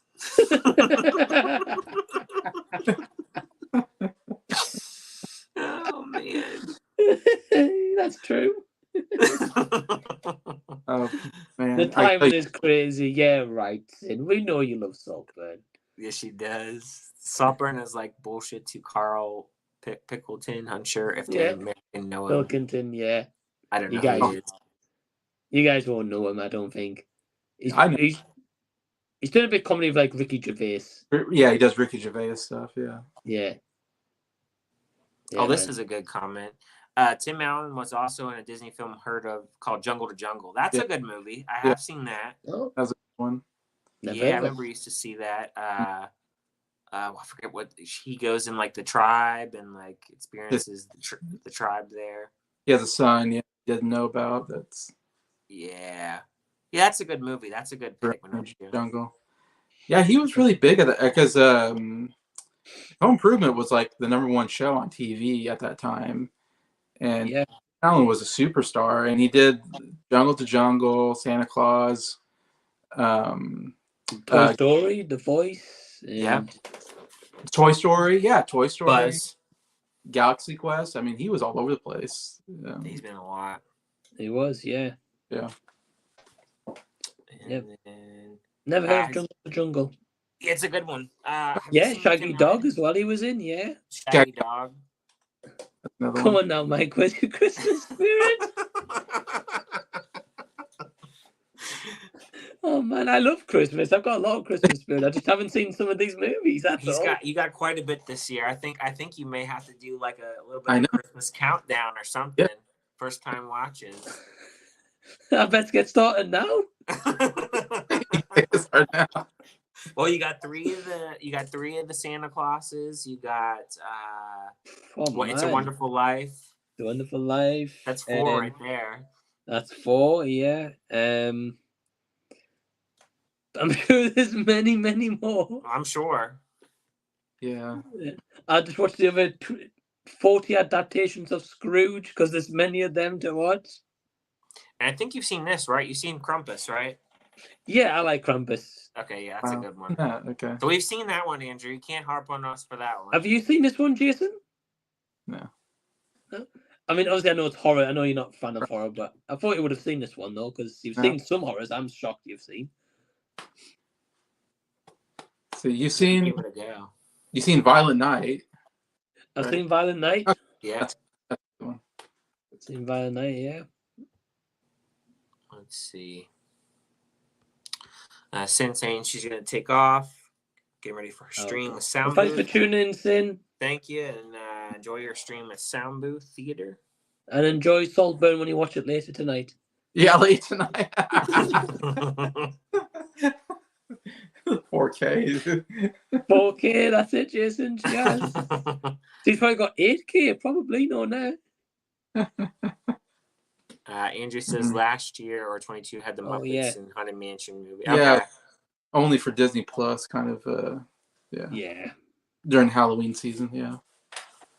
And he was confirming that Lakeith was in Book of Clarence. Yeah. All right, we have one more question left. We got CineQuest saying, "What are seniors watching these days?" CineQuest. I mean, it feels like the ones, like, at least in my theater, they like to watch the operas. We get, like, special operas. Those always do well. They also are really flocking out to see that series, The Chosen. That definitely is popular. And even when I go to Walmart, dude, the DVDs are, like, cleared off the shelf for that show. So it must be good. Yeah, over here we had like the season premiere, season 4 or something. Yeah, same. I was like, I've never heard of this. I hadn't either until recently. But apparently it's a really popular show. It's like on like you said, the 4th season. Yeah. Oh, okay. I don't know what else they watch though. This is a funny comment though. He says, "I've seen lots of older folks showing up to the horror films." I mean, maybe they like some artsy stuff. Maybe they're sick of the same old sappy shit. Yeah. They need some dark stuff in their life. I don't know. They turn up and support A24's Midsummer and Hereditary and all that kind of stuff. I do see some of them. Like sometimes, do you like when you go into a theater and you see like an older crowd? You go, "Are you sure they're gonna like this movie?" Like, you know, it's just like, they know what this is. Well, that's what I think. Like, it's weird sometimes when I go to the cinema, right? Like, same as you. Like, so for example, when I went to see Poor Things, it was a couple, like this guy and a girl. There was me, and then there was like 2 other guys by themselves. Yeah. And I was like, well, we're all here for Emma Stone. Come on, guys. You know? Yeah. Obviously. And then some movies I go see, like Baghead, for example. Yes. Yeah, there was like some elderly folks in there. I'm like, they want to see Baghead. Yeah. But I think it depends because like my cinema, I think some of the older people have those cinema cards that I have. So they just go see what they want when they want. There's no restrictions. Yeah, I'm guessing they just like to go out to the theater. Maybe, yeah. I think so, yeah. And plus, it's just a trip out, isn't it? You know, so whatever's on. Brand new movie. I know my next door neighbors, they go every Tuesday because it's like discount day. Yeah. Right. So they go and they see, whatever they've seen. I've seen him a couple times in the theater when I've gone. I know he loves the Liam Neeson action movies. So. And it's funny too because he kind of like looks like him a little bit, which is kind of funny. So I always kind of joke with my wife, and I'm like, I wonder if he was like a CIA agent in like his past life, because I know he gets like random retirement checks and stuff. So. He knows what he did, yeah. So yeah. Fun little fact about the neighbor. That's awesome, man. I think it just depends, dude. Like that seniors I was telling you guys about earlier. That's like every Wednesday here. Oh, that's and good. They put it on. It's like £4.50, which is like maybe $6-7 max. Yeah. And they get free coffee. They get free section of biscuits. And then obviously they get the movie ticket like in that. That's a good deal. So yes, but again, I don't know who chooses these movies to put on for them. Free biscuits and coffee while we see Saltburn. Well, it's gonna wake you up if that coffee doesn't. Man, I say if I'm off, I'm going to that showing. We'd love to hear the reactions at the end. You know what it is? Honestly, if I'm off that day, I'm gonna have to check because it's in a few weeks. If I'm off, I'm gonna go. I'm gonna take my camera and my vlog stick, and I'm gonna try interview some of the elderly after the cinema showing. What did you think about this movie, ma'am? yeah, that'd be great. Yeah, it would be different. It would. I just imagine like Saltburn, like, oh, it must be a movie about food or something. I don't know. Oh man, wait till they see that bath scene. Like, yeah, they never did that in my time. Oh boy. Do you remember the movie Black Swan? Yes. Unfortunately, Jason. With the great Natalie Portman. Yeah, I watched it recently. It's not good. And I always wondered, like, if you didn't know what the plot was, and someone would be like, "Oh, let's go see this movie about ballet," and then fully shocked by what the movie's about, and you're like, "Whoa, this is not what I expected." Takes a I dark want to see a ballet movie, Yeah. Oh man, that movie's awful, Jason. Like my grandma sees ballets. I'm gonna go see this movie because Oh, this Black Swan's beautiful. That's funny. Oh man. What are those two girls doing on the bed? Oh boy. Oh. Jason's been demoted. What is going on with StreamYard tonight? I don't know, man. It's been glitching a lot. Bad. We got one last comment because I wish I could keep you guys going till it's 5 hours, but I've got to eat and things. Yeah. Great chatting with you guys. Catch you around. Thanks, Andrew. Appreciate it. Thank you for tuning in, man. Thank you for tuning in. And thank you for Jason being here the whole time as well, though, man. Yeah, appreciate it. That is our last comment. We're all caught up, fellas. Oh, sweet. But yeah, this was a great stream. It was great hearing what you gues, what your childhood movies were. I think it's great that we had some that we've seen and then other ones we've not seen. But we each talk about it and we're like, nah, we haven't seen it. Add it to the list. Yeah, I agree. Episode 3 in the bag. Yeah, episode 3. Appreciate all the love, comments, likes. People watching after the fact, people watching now.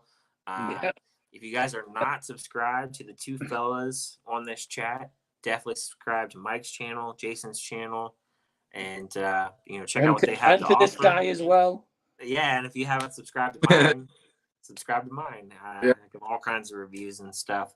But I guess I'll get ready to close this out and just say, like, what do you guys have coming up on your channels, and then we'll go ahead and sign off. Yeah, Jason, do you want to go first? Okay. Yeah, I just shot a video before this ranking the Harry Potter movies. And oh, nice. So I'll work on editing that and putting that out after this is over. So awesome. I look forward to hearing your ranking, Jason. Oh, I know. Yeah, like your least favorite movie is like one of my favorite. I know. I remember. Oh no. I remember really disagreeing with you when you did your. Because I know you did a Harry Potter ranking, a while back, and I remember disagreeing with that ranking. They're like, wow, like I'm totally disagreeing. Wow. Well, I'm interested to hear your ranking, Joe, Jason. I'll be watching. Probably in the morning though, but I'll be watching. yeah, probably. Sounds good. No. Awesome, Jason. As for myself, very quickly, I've got a stream tomorrow night, Thursday, it's now Thursday for us in the UK anyway. Mm-hmm. So yeah, Thursday 8 o'clock. Just gonna go live, hang out and chat. Anyone who's watching can just come join. Probably just go for like 1 or 2 hours or so. Doing part 2 review coming out the weekend. Keep an eye out for that, and that's about it. Yeah, what about you, Ryan? Yes, I just dropped a review for a horror movie called Lovely, Dark, and Deep with Georgina Campbell from Barbarian. So check that out. And then that's pretty much it, I think, for the week. I am going to see Dune Part 2. So maybe I'll get that up this weekend, possibly. And then I want to see another movie called Problemista, but I don't know if we're getting that yet. I'm still waiting on like if the times kind of match up. So that may be one that I may see early next week and get a review out. And then 2 other things is I have a review coming out next Tuesday for a movie called American Dreamer. I got an early screener with that, starring Peter Dinklage, Danny Glover, Matt Dillon, and Shirley MacLaine. So that will be coming out next week. And then I also have a stream next week with Fox for the Oscar nominations. We're going to talk about the Oscars. That's going to be on Wednesday at 6 p.m. Eastern time. So that's what I got all coming up. Pretty much quite a bit. Nice, man. Some great videos. Also, anyone who hasn't go to Jason's channel and enter his Oscar competition as well. Yeah, he's got phone on there. Yeah. Yeah, I'm looking forward to that. And looking forward to watching the Oscars. Definitely. And one last thing to let everyone know of, I think the next podcast episode 4, is going to be the 8th of March.